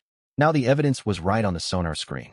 The fifth-order monster that had defeated three of his task forces had been taken down single-handed by this black submarine. Silence stretched inside the cockpit. Housy swallowed hard, his voice unsteady. Biao Gu, he killed the jellyfish all by himself. Something three of our teams couldn't pull off, one submarine did. Down in the trench, Suhai did not pause. Following marked supply intelligence from his memory, he told Zhao Tianmei to set course. The Leviathan class raced across the fine sand plane of the trench floor. Blue arcs from the auto-loot system flickered around the hull, pulling in every target marked in the supply data. Shadow alloy, deep sea krypton, void crystals, poison samples from the giant phantom jellyfish's tentacles, several epic-grade items, and massive quantities of ore flooded into storage. Once finished, Suhai opened another teleportation channel via Zar Perception and sent Darkblade and Golden Shadow back to the munitions depot waters. The two sixth-order bone sharks vanished within teleportation radiance. The Leviathan class turned and began ascending toward the surface. The depth gauge's needle rotated counter-clockwise. The submarine climbed steadily. Zhao Tianmei held cruising speed. On sonar, the six pirate group submarines above the trench held their original positions with unchanged formation. When still 3,000 meters below the surface, Peng Biao's voice came over the public comms channel. Gone was his earlier domineering, commanding tone. Greed and menace edged his words. Impressive, you're still alive. Tough luck. You've got the jellyfish core, haven't you? And quite a haul from the trench bottom. Spit everything out, set it outside your hull, then open hatches for inspection. I keep my word. Hand over the goods, and you may leave. Refuse. He paused. Torpedo tubes aboard all six submarines locked onto the Leviathan class's ascent trajectory simultaneously. You know what will happen. Suhai turned to Zhao Tianmei. Ignore him. Keep ascending. Unlock all weapon systems. Load first salvo with dark, scale armor. Piercing, second salvo with abyss, devour. Once within range, do not wait for them to fire first. Strike. The Leviathan class kept climbing without reducing speed. The depth gauge needle continued its counter-clockwise sweep. The silhouettes of the six pirate submarines grew clearer on sonar. Peng Biao's flagship sat center. A fourth-order hunter cruiser held the left flank, while four third-order assault boats spread across the right flank and rear. The same intimidating encirclement formation had never shifted. Public comms fell quiet for several seconds. Peng Biao waited for a reply, expecting a battle-weary submarine to cave under pressure from six warships. Yet the black submarine's signal kept climbing steadily. No speed reduction, not even a reply transmission. Biao Gu, he's not responding. Housy reported over encrypted comms, unease in his tone. Is he trying to force his way out? Peng Biao's expression darkened. He slammed his whiskey glass onto the console. Amber liquor sloshed across instrument panels. A lone operator, fresh from a life or death trench fight, presumably low on ammo and shield power, facing 6 fully prepared submarines, would not even deign to reply. This was far more than insolence. It was a public slap in the face. He activated fleet-wide broadcast, forcing each word out through gritted teeth. All units, unlock weapon systems. Load armor, piercing rounds into torpedo tubes. Fire, control lock onto the target's ascent path. The moment it enters range, fire without waiting for my order. If he will not submit, blow his submarine to shreds. We will salvage the loot from the wreckage ourselves. Weapon systems across all 6 pirate submarines activated at once. Torpedo tube hatches popped open. Missile silo cover slid aside. Lock on beams from fire. Control radar wove an invisible underwater net, covering every conceivable ascent vector of the Leviathan class. Peng Biao stared at the climbing signal on sonar, fingers hovering over the firing button, a cruel smile playing on his lips. He refused to believe this submarine could survive saturation fire from 6 vessels. Even its extraordinary performance against the jellyfish meant little. No matter how ferocious a jellyfish's attacks, they bore no comparison to simultaneous impacts by dozens of armor-piercing torpedoes. Besides, the submarine's ammunition and shields must be heavily depleted. Its only advantage was the pilot's superior evasion skill. But no amount of evasion could overcome overwhelming fire density. The instant the Leviathan class entered engagement range, Peng Biao smashed down on the firing button. Fire! Every launch tube aboard the 6 pirate submarines belched flame at the same moment. Dozens of torpedoes and missiles streamed forth on dense white wakes, streaking toward the Leviathan class from 6 directions. Ballistics calculated precisely by fire. Control sealed off every evasion route. Port, starboard, above, below. No escape vector remained open. Peng Biao's tactic was plain. He expected the enemy pilot to pull fancy evasive maneuvers as in the trench, so he saturated every possible escape space. No matter how skilled the operator, inside this fire net some torpedoes were bound to strike the shields. A burst of explosions swallowed the Leviathan class all at once. Chain reaction detonations created a blinding white light ball above the trench. Shockwaves roiled and churned the seawater. Debris and smoke swirled underwater. Explosion clutter flooded the sonar display, making it impossible to tell whether the target survived. Peng Biao leaned back, sipping whiskey with a cold smirk. In all his ambush operations, no 4th order submarine had ever survived a full volley saturation strike. This black submarine's pilot was undeniably skilled. So what? Against overwhelming fire density, skill only bought you a few extra seconds. Confirm results. He ordered the sonar operator casually. The sonar technician studied his screen. Excitement faded to confusion, then to utter disbelief. His lips trembled. His voice scraped out of his throat. Biao Gu, the target signal, is still there. Shield strength is almost unchanged. Peng Biao's glass froze halfway to his mouth. Smoke slowly dispersed in the seawater. The Leviathan class emerged from the blast. The pale, blue glow of its quantum shield flickered faintly across the hull, its shield strength bar having dipped only a negligible amount. Not a single scratch marred the hull plating. Blue pulses from the pulse. Electric field throbbed rhythmically along the hull. Tiny spines of thorn armor glinted coldly amid dissipating smoke. It was completely undamaged. Suhai set down his water cup. His voice rang through the cockpit, calm yet rousing. Zhao Tianmei and Zhou Xiaoming. Zhao Tianmei, hold attitude.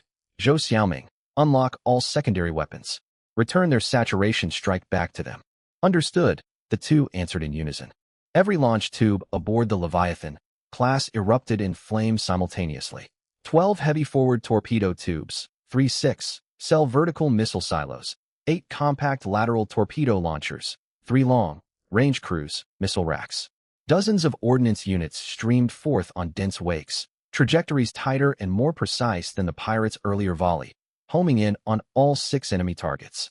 Dark, scale armor, piercing torpedoes on deep, blue trajectories slammed first into 2 third-order assault boats on the right flank.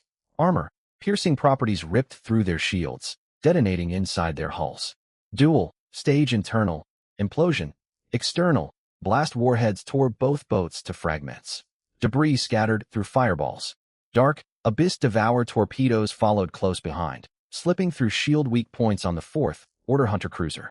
Dark, red imploding energy spheres tore the vessel clean in two. Compact lateral torpedo tubes fired at maximum cyclic rate at the remaining two-third order assault boats. Mixed conventional and armor-piercing ordnance struck before they could recover from the initial shockwave. Their shields overloaded and shattered under continuous concentrated fire. Hull plating was pierced by follow-up rounds. Secondary detonations tore them apart when their ammunition magazines blew. In mere moments, of the 6 pirate submarines, only Peng Biao's flagship remained hanging alone above the trench. Wreckage fragments drifted all around it amid lingering blast smoke. Every familiar friendly signal had vanished from sonar. Peng Biao's whiskey glass slipped from his grasp and shattered across the console. He stared fixedly at the sonar screen as the black submarine closed in on his flagship. His lips worked, yet no sound came out. The counter volley's firepower and precision far exceeded any reasonable expectation for a fourth-order submarine. That output should have been impossible for a vessel supposedly worn down from trench combat. His fifth-order flagship's shields fluctuated violently under pinpoint strikes from abyss-collapsed torpedoes, shield strength plummeting like a waterfall. Then the heavy particle beam cannon fired. A searing, deep blue high-energy particle beam lanced from the Leviathan class's bow, carving a straight, dazzling blue column through the water. The beam locked onto the breach already torn in the flagship's shield, bathing its hull in sustained fire. Metal melted and vaporized under extreme heat. A steadily expanding hole burned through the plating, and seawater gushed inward. The last sight Peng Biao witnessed was another wave of dark, scale armor, piercing torpedoes streaking toward him on deep blue trails. Fire swallowed everything.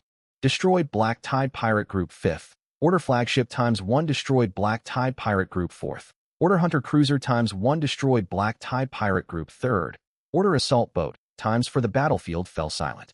Suhai leaned back in his command chair, watching drifting wreckage signatures on sonar, his tone as unconcerned as if commenting on something trivial. Call that piracy? You don't even have the firepower for it. The Leviathan class glided slowly through residual smoke. Blue auto loot arcs danced around its hull, collecting loot orbs scattered across the 6 sunken pirate wrecks. Evolution shards, gold coins, ammunition, equipment, and rare materials salvaged from pirate storage flooded into the storage space. Numbers on the inventory panel kept ticking upward. Suhai glanced over the readings, then turned to navigation. Zhao Tianmei set course. Find somewhere quiet for us to regroup. Aboard the Black Tide pirate flagship, Black Tide. This heavily modified 5th-order heavy battleship was far larger than standard 5th-order submarines. Its outer hull was layered with reinforced armor, extra blast ribs welded across every plate seam, giving it the appearance of an ironclad sea leviathan. Its bridge had been rebuilt into a command chamber. Walls were lined with trophies plundered from ruins and battlefield chests, rare ores, horns of mutated creatures, several rune-carved ancient scimitars, and an abyss giant squid eyeball preserved inside a glass jar of antiseptic fluid. At the center of the chamber stood a holographic tactical table. A broad-shouldered, powerfully built man rested both hands flat on its surface, staring down at combat footage playing on the display. Around 40 years old, his shoulders were broad, his neck thick like a deep-sea whale's vertebra. His most striking feature was his mismatched eyes. The left sat noticeably larger than the right, both pupils dull gray, like 2 uneven ice beads that sent chills down onlookers' spines. Men of the Black Tide Pirate Group called him Mismatch Eyes behind his back, yet dared only address him by his alias, Lord Long. His real name was Long Tianyuan.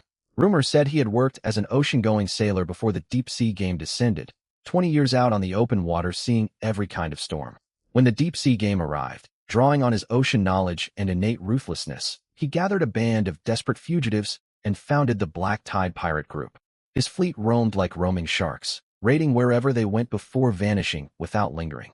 This mobile fleet served as their main base. Yet his style differed sharply from the Wolfman alliance. The Wolfmen struck openly, relying on overwhelming numbers for brute force conquest. Long Tianyuan never fought battles without high odds in his favor. He preferred lurking unseen, waiting for prey to become isolated, wounded, or low on ordnance, then striking like a shark smelling blood. For quite some time, Long Tianyuan had been in a foul mood. First, the Ma Samping squad he had dispatched to keep watch over the arms depot had been wiped out entirely, and even 6th Master Yin Chong had perished along with them. Then several reconnaissance boats sent to scout the reef, Maze went radio silent. Worst of all was Peng Biao, commander of his 3rd hunting fleet. He had taken 6 submarines to intercept prey in the abyssal trench, only for his entire force to be annihilated. Right before his death, Peng Biao had sent back a blurry combat recording, which Long Tianyuan had re-watched countless times. In the footage, the pitch-black fourth-order submarine emerged through gunsmoke without a single scratch. Volley after volley of devastating fire tore Peng Biao's flagship and its escort vessels to shreds. Staring at the submarine's silhouette on screen, a gloomy glint flickered in Long Tianyuan's mismatched eyes. It's that same submarine again. His voice rumbled low and hoarse, as though ground out from deep within his chest. First the arms depot, then the reef maze, and now the abyssal trench. In just a few days, more than 20 of our vessels have fallen to him. Standing beside him was a lean young man wearing thin-rimmed glasses. His name was Song Xiaoi. Once an intelligence analyst for the Thunder Alliance, he had been expelled by Zhao Tianlei for privately seizing spoils during a mission and ended up with the Black Tide pirate group. Impressed by his analytical talents, Long Tianyuan had taken him in and made him the pirate group's strategist. Song Xiaoi pushed his glasses up, studied the footage on the holographic screen for a moment, and frowned. "Boss Long, I recognize this submarine's sonar signature." His fingers swept across the holographic display, pulling up an intelligence file marked Suhai. Attached were multiple combat recordings from different angles. The black submarine charging through dozens of the Wolfman Alliance's submarines. A second-order black submarine single-handedly slaying a third-order corrupted entity during the Abyss Line defense mission. That same vessel standing its ground against a fifth-order Abyss Dragon whale in the ancient city square. It's him, Suhai. Ranked third in contribution points for the EC 7724 Sector Defense Mission, the de facto MVP of the Wolfman Alliance suppression campaign. After that, he ventured deep into the Abyss Gorge alone, and no one knows the true upper limit of his combat power. Long Tianyuan narrowed his mismatched eyes. Suhai. He had heard that name repeatedly lately. From Ma Somping's final intelligence report before going missing, to scattered mercenaries frantically discussing the vessel on the Allied fleet channels after the reef maze incident, and finally the footage transmitted by the dying Peng Biao. That black submarine had become a nightmare for the Black Tide pirate group. He read the annotation on the file. 4th Order Leviathan class heavy hunting vessel. Recorded feats include solo kills of 5th Order Abyss Dragon whale, 5th Order Shadow giant squid, and 5th Order Styx jellyfish. He fell silent for a while. Boss Long. Song Xiaoi closed the file, his tone cautious and solemn. If this intelligence holds true, this submarine's actual combat strength far exceeds 5th Order. During the Wolfman Alliance campaign, he single-handedly broke through their entire defensive line. He emerged completely unharmed after clashing head-on with the 5th Order Abyss Dragon whale in the ancient city. Later, in the reef maze and the abyssal trench, he separately took down 2 top-tier 5th Order predators. As you saw in Peng Biao's recording, not even saturation fire from 6 submarines could breach his shields. We cannot fight an opponent of this caliber head-on with our current forces. I advise extreme caution if we intend to deal with him. Long Tianyuan did not reply immediately. His rough fingers slowly scrolled through Suhai's dossier on the holographic screen. Every page displayed the black submarine's brilliant battle achievements, and every page marked a humiliation for the Black Tide pirate group. He paused at the final page. Displayed was a screenshot captured from the Allied fleet channel. The black submarine cruised above the wreckage of the Wolfman Alliance flagship, blue electric arcs from its pulse field flickering rhythmically across its hull. In the corner of the frame, a far larger 5th Order submarine hovered at the edge of the battlefield, its hull emblazoned with the Thunder Alliance's lightning insignia. Song Xiaoi. Long Tianyuan spoke slowly, his voice deep and meaningful. According to this report, Suhai stole Zhao Tianlei's prey during the Wolfman Alliance suppression. Zhao Tianlei assembled the full Allied fleet, sent 3 elite vanguard detachments, and fought alongside Lin Shuang in a pincer attack. Yet Suhai cut in from the flank, destroying the target and seizing all the treasures for himself. Is this account accurate? It is, Song Xiaoi nodded. Complete battle logs exist on the Allied channels. Zhao Tianlei smashed his control console right there in the internal Allied comms. He poured enormous resources into that fight. Nearly all 3 elite vanguard units perished. His coordinated pincer with Lin Shuang was perfectly executed. In the end, however, Suhai alone sank the Blood Wolf Emperor, and all of Long Zhao's treasures fell into Suhai's hands. Zhao Tianlei has never gotten over that humiliation, but with the alliance fresh from major combat and all factions recuperating, he could not lash out publicly. A sharp glint flashed in both of Long Tianyuan's mismatched eyes. He straightened slowly, hands clasped behind his back, and paced across the command room. Heavy footsteps sent dull echoes reverberating across the metal floor of the oil tanker wreckage. Zhao Tianlei, he murmured, tasting the weight of the name. Leader of the Thunder Alliance, one of the region's most powerful Fifth-Order submarine captains. Publicly disgraced like that, with his vengeful disposition, he will never swallow this insult.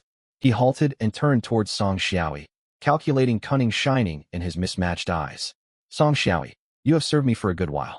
Answer me this. What difference is there between what the Black Tide Pirate Group does out here on these seas and what the Wolfman Alliance did? Song Xiaoyi parted his lips, but hesitated to answer. He understood Long Tianyuan was not asking for superficial distinctions. The Wolfman Alliance robbed openly. Black Tide operated in secret.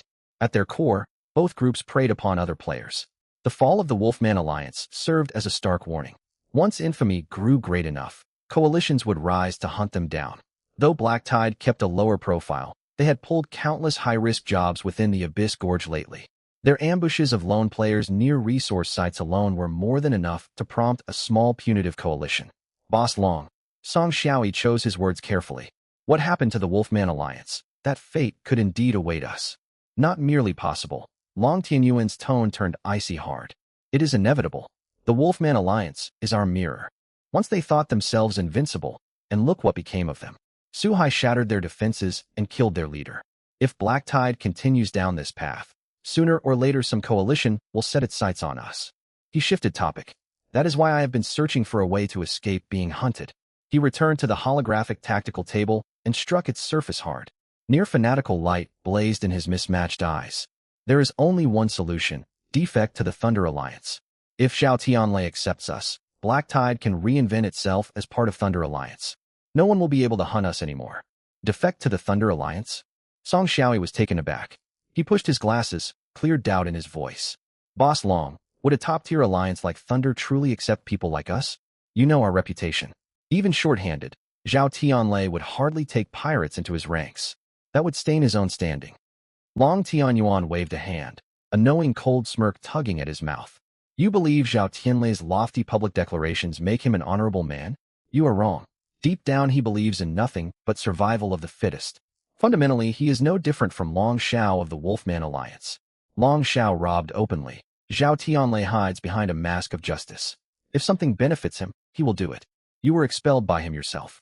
You ought to know his true nature better than anyone. There are no permanent enemies, only permanent interests. Song Xiaoyi fell silent. He knew all too well what Zhao Tianlei was like. His justice was for outsiders to see. Beneath it, his logic matched Long Tianyuan's. Keep those who are useful, discard those who are not. Besides, Long Tianyuan's tone shifted, shrewd amusement glinting in his mismatched eyes. We have a perfect opportunity right now. What opportunity? Song Xiaoyi lifted his gaze. Suhai? Long Tianyuan tapped Suhai's file hard on the holographic screen. As you said, Suhai robbed Zhao Tianlei of his prize and humiliated him. Given Zhao Tianlei's character, his hatred for Suhai may run deeper than his hatred for us. Now Suhai has wiped out 3 of our forces. From Pang Biao's footage, he cares little who his opponents are. Whoever comes gets killed, whatever fleet comes gets destroyed. We share a bitter grudge against Suhai, and so does Zhao Tianlei. Our interests align completely when it comes to eliminating him. Leaning both hands on the tactical table, he burned with the excitement of an old hunter spotting quarry. If we reach an understanding, demonstrate our loyalty, and offer him sufficient intelligence and tangible benefits, everything will fall into place. Zhao Tianlei gains precious intelligence and additional combat strength. We gain Thunder Alliance's protection. Everybody profits. Song Xiaoyi stayed quiet for a long time before slowly nodding.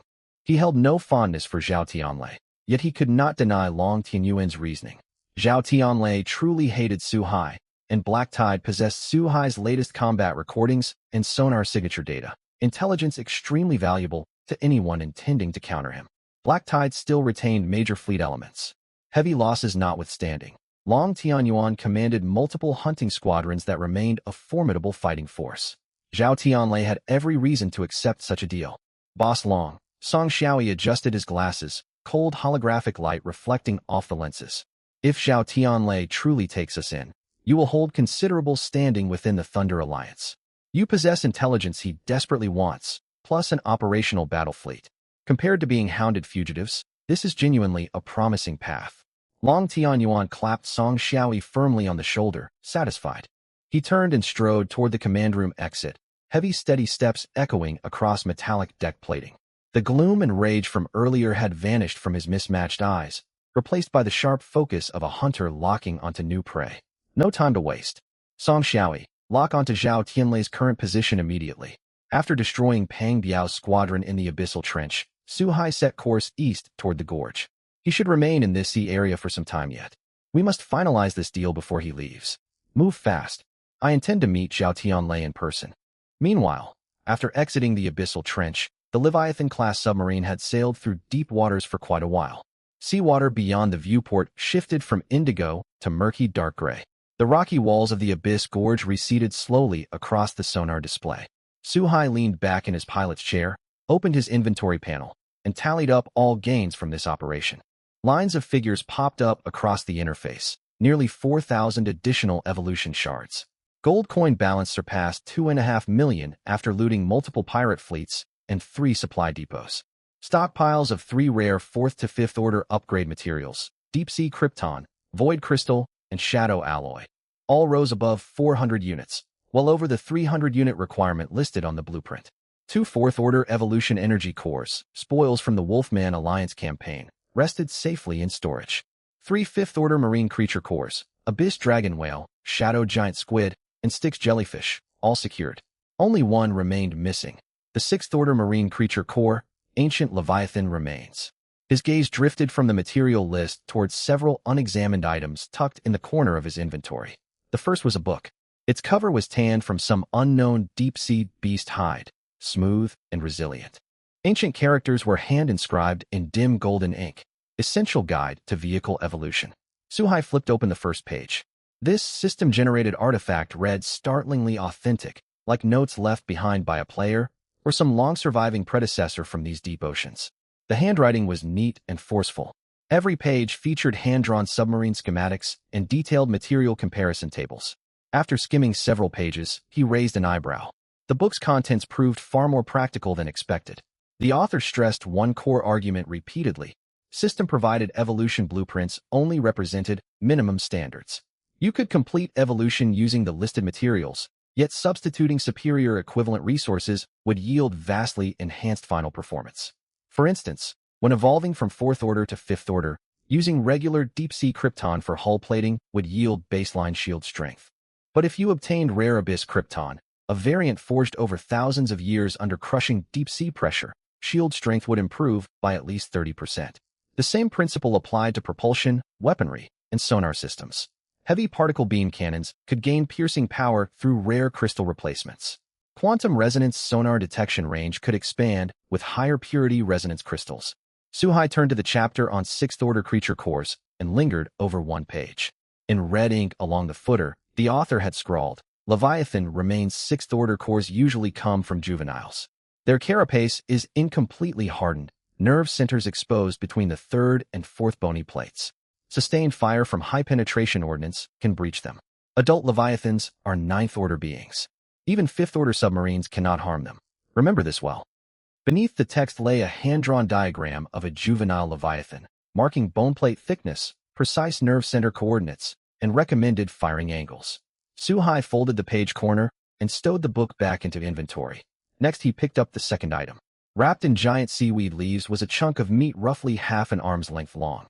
When the seaweed wrapping peeled away, an extremely dense energy aura poured forth, not ordinary fishy or bloody stench, but a complex aroma blending deep-sea mineral freshness and the distinctive energy signature of a high-order life form. The meat itself was deep crimson, marble-like in fine texture, shimmering faint golden highlights under cabin lights. A system notification popped up automatically. 6th order abyss chelan meat epic grade ingredient effects. Upon consumption, permanent stat bonuses, stamina plus 15, strength plus 12, agility plus 10, spirit plus 18. Bonuses apply only on first consumption. Subsequent servings restore satiety and large amounts of spirit energy only. Note, the abyss chelan ranks among the deep sea's most nutritionally dense and delicious 6th order creatures. This cut comes from its dorsal ridge, the most concentrated nutrient-rich portion of its body. Cooking with high-grade vegetables unlocks an additional 30% stat bonus. Warning, this ingredient holds ferocious volatile energy. Blanching with spirit spring water during cooking neutralizes its violent properties. Eating it raw has benefits and carries poisoning risk. Zhou Xiaoming poked her head over from the rear compartment and spotted the crimson meat instantly. Her eyes lit up. She sprang up from her auxiliary console and hurried over, squatting to examine the meat's texture and golden sheen, chattering nonstop. Captain, this is abyss Chilan meat. 6th order ingredient. I read entries about it in the database. One of the rarest top-tier ingredients in the whole world. Look at this texture. That golden glow is unique to Chilan dorsal ridge meat, meaning its energy density has hit peak levels. Stamina plus 15, strength plus 12, agility plus 10, spirit plus 18. And that is just the base value. If I cook it with deep-sea energy cabbage and hydrothermal golden fruit, the stat boost will climb even higher. She looked up, eyes sparkling with eagerness, and wiped her hands against her apron. Captain, can I prepare this? I recently grew new mutated spices beside the spirit spring perfect for marinating this meat. Chilan meat's energy runs wild. We blanch it quickly in spirit spring water to temper its ferocity, pan-fry it until golden brown on both sides, serve with glowing mushrooms and tender mutated seaweed shoots. I guarantee the finished dish will double raw consumption benefits. Besides, none of us have had a proper hot meal since the ancient city battle. This is the perfect chance. Seeing her practically bouncing to dash toward the galley, Suhai twitched the corner of his mouth and handed over the chunk of meat. Go ahead. Zhou Xiaoming accepted the Chilan meat as though holding a priceless treasure and hurried toward the galley area. She tied on her apron and retrieved spirit spring water, deep-sea energy cabbage, hydrothermal golden fruit, glowing mushrooms, and a small batch of her homegrown mutated spices. She began preparing ingredients with practiced hands. Chilan meat was sliced into thick cuts and briefly blanched in boiling spirit spring water to purge harsh energies. The meat changed color on contact with boiling liquid, and thick, tangible, energy-rich aroma billowed out of the pot. Blanched slices were drained and placed onto a sizzling pan greased with mutated seaweed oil, seared until golden brown and lightly charred on both sides. Golden highlights intensified under high heat, juices sealed inside crisp outer layers, fine oil droplets popping with every flip. Deep-sea energy cabbage was shredded, hydrothermal golden fruit cut into crescent slices, and stir-fried quickly alongside glowing mushrooms. A splash of umami extract from mutated seaweed finished the side dish. Finally, she mixed pan drippings with spirit spring water to make a sauce and poured it over the seared Chilan meat. Before long, the entire cockpit filled with mouth-watering layered fragrance. While Zhou Xiaoming cooked, Suhai rose from the pilot's seat and walked into the storage bay. Stopping at the workbench, he opened the trade channel and bulk purchased large quantities of base materials. Degraded torpedo wreckage, shattered warheads, standard torpedoes, sold cheaply by the ton. He piled acquired materials beside the workbench, opened the fusion interface, and began mass synthesis. Purple light flickered repeatedly inside the storage hold. Degraded wreckage was synthesized into standard torpedoes. Standard torpedoes were fused into dark-scale piercing torpedoes. Dark-scale piercing torpedoes into dark abyss devouring torpedoes, and dark abyss devouring torpedoes into dark abyss collapsed torpedoes. The upgraded blood of the Tsar had pushed his mental strength past the 200-point threshold. His mental immunity field enveloped the entire Leviathan-class vessel, and the mental backlash from the synthesis process was easily neutralized by the dual safeguards of the dragon-scale inner armor and the mental immunity barrier. He mass-produced large quantities of dark-scale piercing torpedoes, dark abyss devouring torpedoes, and dark abyss collapsed torpedoes. Only when rows of cobalt blue and dark red indicator lights on the ammunition racks were all lit up did he close the fusion interface and massage his slightly throbbing temples. Mental energy had been heavily consumed. Though the blood of the Tsar and dragon-scale inner armor had multiplied his tolerance, consecutive high-intensity fusions left a familiar weariness deep within his mind. He walked over to the spirit spring within the infinite space. He took off his top and trousers, folded them neatly beside the pool, and stepped into the spring water. Warm water rose to his chest, peeling away the mental fatigue brought on by synthesis layer by layer. Gentle yet surging energy seeped through his skin from the depths of the spring, traveling along his blood vessels to every corner of his body. The tight strain in the back of his mind slowly eased under the spring's nourishment. He leaned against the pool wall with his eyes closed, letting both body and mind recover in tandem. After soaking for a long while, he sensed his mental strength had mostly restored and most of his physical exhaustion had faded. He stood up from the spring pool, dried himself off, and put back on his dragon-scale inner armor and clean combat uniform. When he stepped out of the storage hold, an overwhelmingly rich aroma of food washed over him, almost enough to make him stagger. Zhou Xiaoming had already laid out the prepared dishes on the operation console. Pan-sealed dragon shilling steaks, thick cuts seared golden and slightly charred in the pan, glowing with brilliant golden luster. Drizzled with spirit spring meat sauce, they glistened under the lights. Deep-sea energy cabbage stir-fried with glowing mushrooms. Vibrant green paired with milky white, fresh and palate-cleansing. Sliced hydrothermal golden fruit. Orange-yellow flesh sprinkled with a little mutated sea salt, balancing sweet and salty notes. There was also a pot of slow-simmered soup brewed from dragon shilling bones and mutated kelp.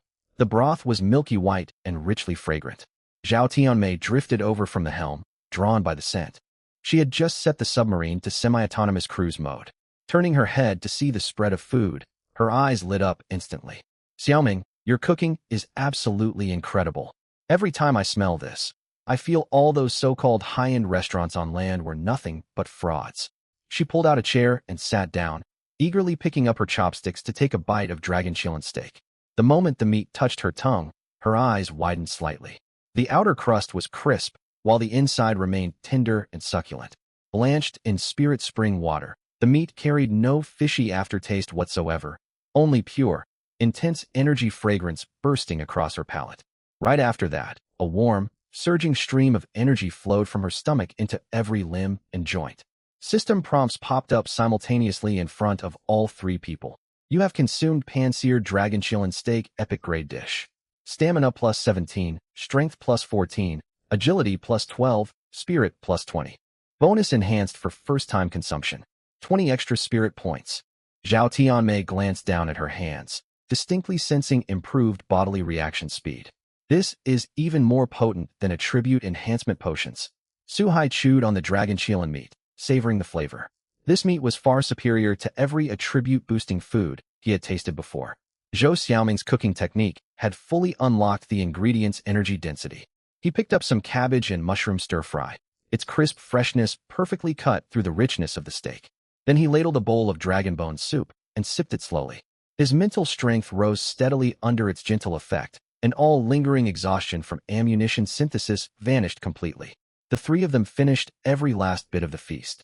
After the meal, Zhao Tianmei leaned back in her chair and sighed contentedly, while Zhou Xiaoming began clearing the tableware.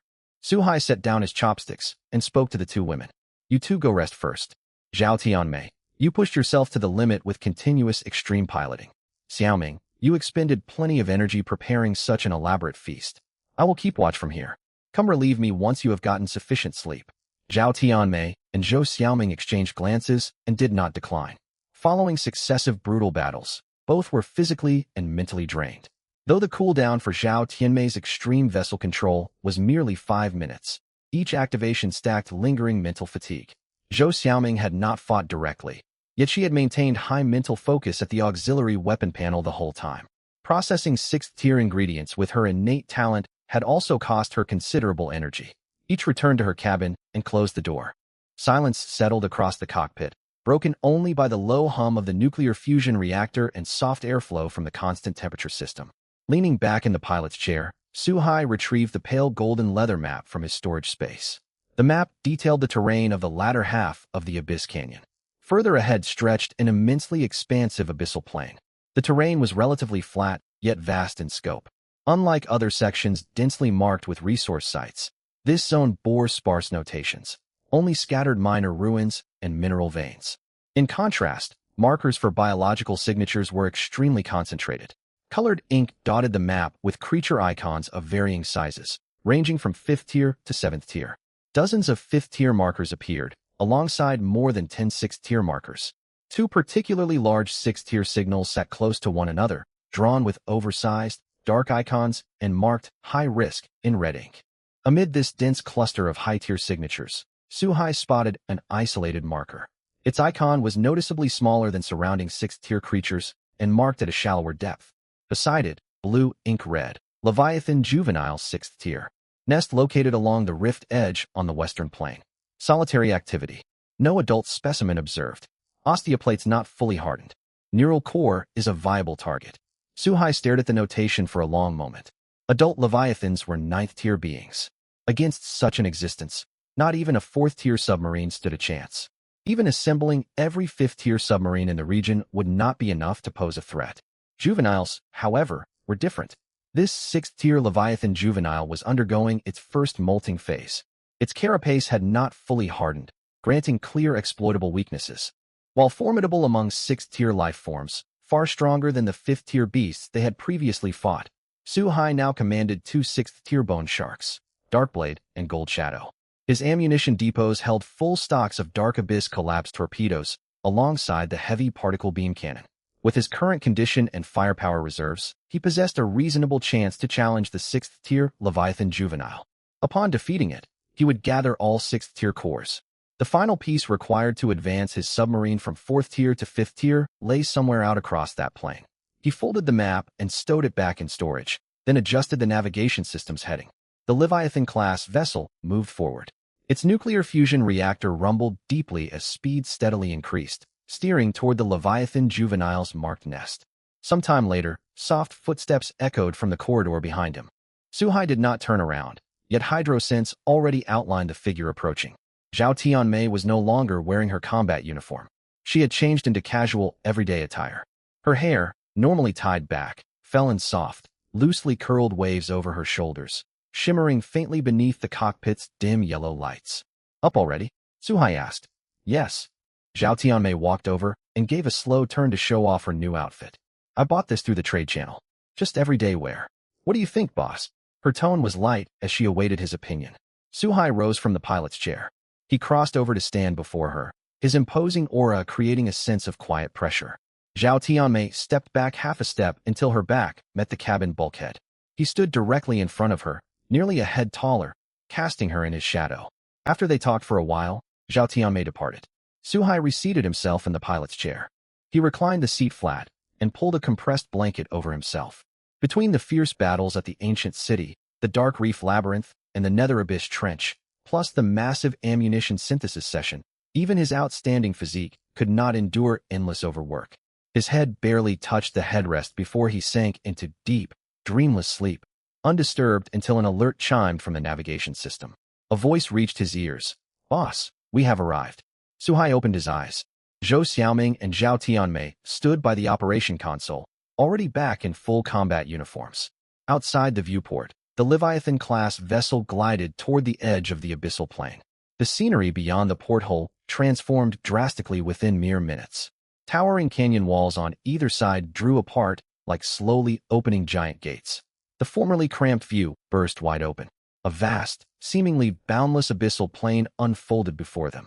The seabed was as smooth as polished stone, blanketed by fine silver seafloor, sand stretching all the way to sonar detection limits. Giant reef pillars and kelp forests dotted the plain. Glowing moss and tubeworm colonies covered the rock surfaces, weaving surreal luminescence of emerald green and dark purple. The instant they entered the plain, SAR's perception projected all biological signatures within a 3-kilometer radius straight into Suhai's consciousness. He raised an eyebrow. Creature density here far surpassed any section of the Abyss Canyon. First and second-tier mutant fish swarmed between reef pillars like shifting silver cloud masses. Third-tier mutant sharks and sea serpents cruised the midwater above the seabed. Scattered fourth-tier signatures dotted every corner, some concealed within sunken wrecks, others dwelling inside rocky caverns. Near the edge of his perception, several fifth-tier blips flickered in and out. Their energy signatures were stronger than fifth-tier creatures encountered inside the canyon. He did not even need to activate sonar. SAR's perception mapped creature distribution across the plain with perfect clarity. Every life form registered as colored points in his mind: green for first and second tier, blue for third tier, purple for fourth tier, and those fifth-tier signatures shone bright gold-violet like stars embedded upon the seafloor. While Suhai assessed the plane's threat level, quantum resonance sonar picked up an approaching friendly contact off to one flank. A medium-sized submarine traveling at steady cruising speed on a loose formation vector toward the Leviathan class. Zhao Tianmei's sonar identification system returned a match. Lin Dong, the 3-person crew medium research submarine they had briefly met outside the ancient city. Lin Dong's hearty voice soon crackled over the public comms channel, bright with undisguised surprise. "Sugod, what a surprise running into you again. When I picked up your signature on sonar, I thought the system was misreading data. I never expected it would really be you. Video comms connected, displaying Lin Dong's tanned yet cheerfully grinning face. He looked noticeably thinner than their prior encounter, his cheekbones more defined, yet his mental state had improved greatly. Light burned in his eyes, and he spoke with greater vigor. Behind him, the cockpit of his research submarine looked far tidier. A new bank of weapon control panels lined the console, and a hand-drawn topographic map of the abyssal plane hung on the wall. "Su-God, you came for the high-tier beasts of this plane too, right?" Lin Dong cut straight to the point, speaking with the ease of an old acquaintance. "This abyssal plane holds the densest concentration of high-tier life forms in the entire Abyss Canyon. 5th-tier creatures count as mid-tier here, and 6th-tier are common. Rumor says 7th-tier beasts lurk in the deepest reaches. Ordinary players dare not draw near, but for you this should be less of a threat and more of an opportunity." Footage of you solo hunting the 5th-tier Abyss Dragon Whale at the ancient city has spread across the Alliance channels. Everyone knows how terrifying that black submarine of yours is. Su Hai ignored the praise and asked directly, "Which factions are active across this plane at present?" Lin Dong's smile faded, his tone turning serious. He gestured toward clusters of signals in multiple directions displayed on the sonar screen. "Nobody who makes it out here can be underestimated. Over just these past few days, I have observed main battle fleets belonging to multiple major alliances operating in these waters. Alongside the Free Alliance and Thunder Alliance you have already dealt with, several previously low-profile alliances have revealed their full strength upon reaching this plane." He counted them off one by one. Evergreen Alliance. Their leader Shin Qingyao pilots a 6th-tier heavy hunting vessel. He deliberately held back on leveling up until arriving here, and upgraded his submarine to 6th tier the second day on the plane. They employ extremely seasoned tactics. Their formations are flawless when hunting high-tier monsters. I watched 8 of their submarines trap a 6th-tier Abyss Dragon Chelan among reefs and grind it down step by step. The beast never landed one meaningful counterattack. Imperial Alliance. Leader Zhu Jinyue, also 6th tier. His flagship Emperor's Approach boasts ferocious firepower, packing at least 30% greater frontal damage output than comparable 6th-tier submarines. His combat style is straightforward. He cares little for complex formations and relies on overwhelming firepower and shields for head-on dominance. Yesterday, while hunting a 6th-tier giant abyssal armored beast, Zhu Jinyue brought his flagship to the very front line to absorb the monster's charges, opening windows for his allies to deal damage. I recorded the fight. I can send you the footage later. Then there is the Mutual Aid Alliance. Their leader Meng Huairan is quite an extraordinary figure. Back on land, he was a good-natured man who helped anyone who asked.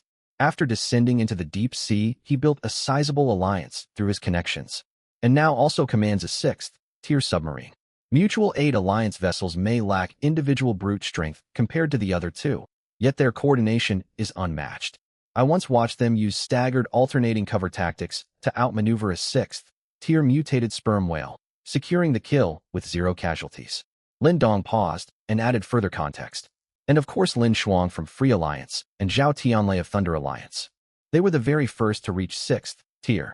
Word circulates that both have already obtained key materials for 7th-tier submarine evolution blueprints, lacking only 1 or 2 remaining components to advance. Unfortunately, I have never gotten close enough to observe these top leaders fight firsthand. Su Hai listened and fell silent for a moment. Operating deep within the Abyss Canyon alone, he had little awareness of how these alliances had grown in strength. Seeing Su Hai listening attentively, Lin Dong kept speaking. "Honestly, every one of these alliance leaders is formidable. Still, and this is no flattery, just my gut feeling, I believe you outshine all of them. I have followed your feats closely. You played a pivotal role in bringing down the Werewolf Alliance. You solo killed the 5th-tier Abyss Dragon Whale, the 5th-tier Shadow Giant Octopus, and the 5th-tier Nether Water Jellyfish. Each of those monsters normally requires full fleets to engage. Yet you took them all on alone. Every fight of yours ends in crushing victory. Regardless of opponent numbers, you charge straight in and wipe them out in a few salvos. I have never seen anyone else fight that way. Every other talented pilot resorts to flanking maneuvers, careful positioning, and ambushes. Only you dare to engage head-on." He chuckled and dropped further attempts at building rapport. "I won't take up more of your time. Stay careful, Su-God. High-tier beasts on this plane are far deadlier than those deeper inside Abyss Canyon. Especially 6th tier and above, these creatures are elite specimens even among their own tiers. Farewell for now." The video communication cut off. Lin Dong's research submarine turned around and sailed far away, the friendly signal on the sonar screen gradually fading toward the edge of the detection range. Suhai leaned back in his pilot's chair, his fingers tapping lightly on the armrest. He said to Zhao Tianmei, "Don't strike just yet." Following what Lin Dong said, several Alliance main fleets have assembled across this plain. Let's observe their hunting tactics and see the true combat strength of these Alliance leaders. Understood. Zhao Tianmei pushed the control lever, and the Leviathan-class vessel accelerated once more, heading deep into the plain. Before long, the first target appeared on the quantum resonance sonar screen. In open waters dotted with giant reef spires, the Mutual 8 Alliance fleet was hunting a 6th Order abyssal dragon, Qilin. Suhai told Zhao Tianmei to activate the Ghost stealth system. The Leviathan-class glided silently behind a reef spire, roughly 5 kilometers from the battlefield, just within the high-precision detection range of the quantum resonance sonar. The Mutual 8 Alliance fleet consisted of 12 submarines. Its flagship was a 6th Order heavy hunting vessel, supported by 4 5th Order and 7 4th Order units. Their formation was exquisitely arranged. The 6th Order flagship and 2 5th Order assault craft formed a triangular formation to hold the dragon, Qilin's attention head-on. The other 2 5th Order units circled on the left and right flanks to harass it, while the 4 4th Order submarines formed a circular fire net on the outer perimeter, providing alternating layered cover. Each time the dragon, Qilin, tried to charge and break through the front line defenses, the flanking submarines launched dense armor-piercing torpedoes to block its advance. Whenever the dragon, Qilin, turned to strike the harassing flank units, the main front line fleet seized the opening to concentrate fire on the exposed seams in its bony carapace. The whole engagement unfolded with seamless fluidity. Not a single submarine fell out of formation, nor did any fire support sector fail. Maneuvered by the precise coordination of the 12 submarines, the 6th Order dragon, Qilin, was thrown off balance again and again, its bony shell scored with multiple deep gashes. Suhai watched for a long time, committing the Mutual 8 Alliance's coordinated combat style to memory. Still under Ghost stealth, the Leviathan-class wove between reef spires in search of the next observation target. Soon, the Evergreen Alliance fleet showed up on sonar.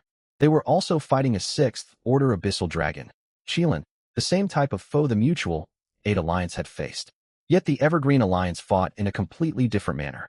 8 submarines formed a perfectly ordered diamond formation, the flagship at the center with the others evenly spaced across the 4 cardinal points. Their fire output maintained an extremely steady rhythm.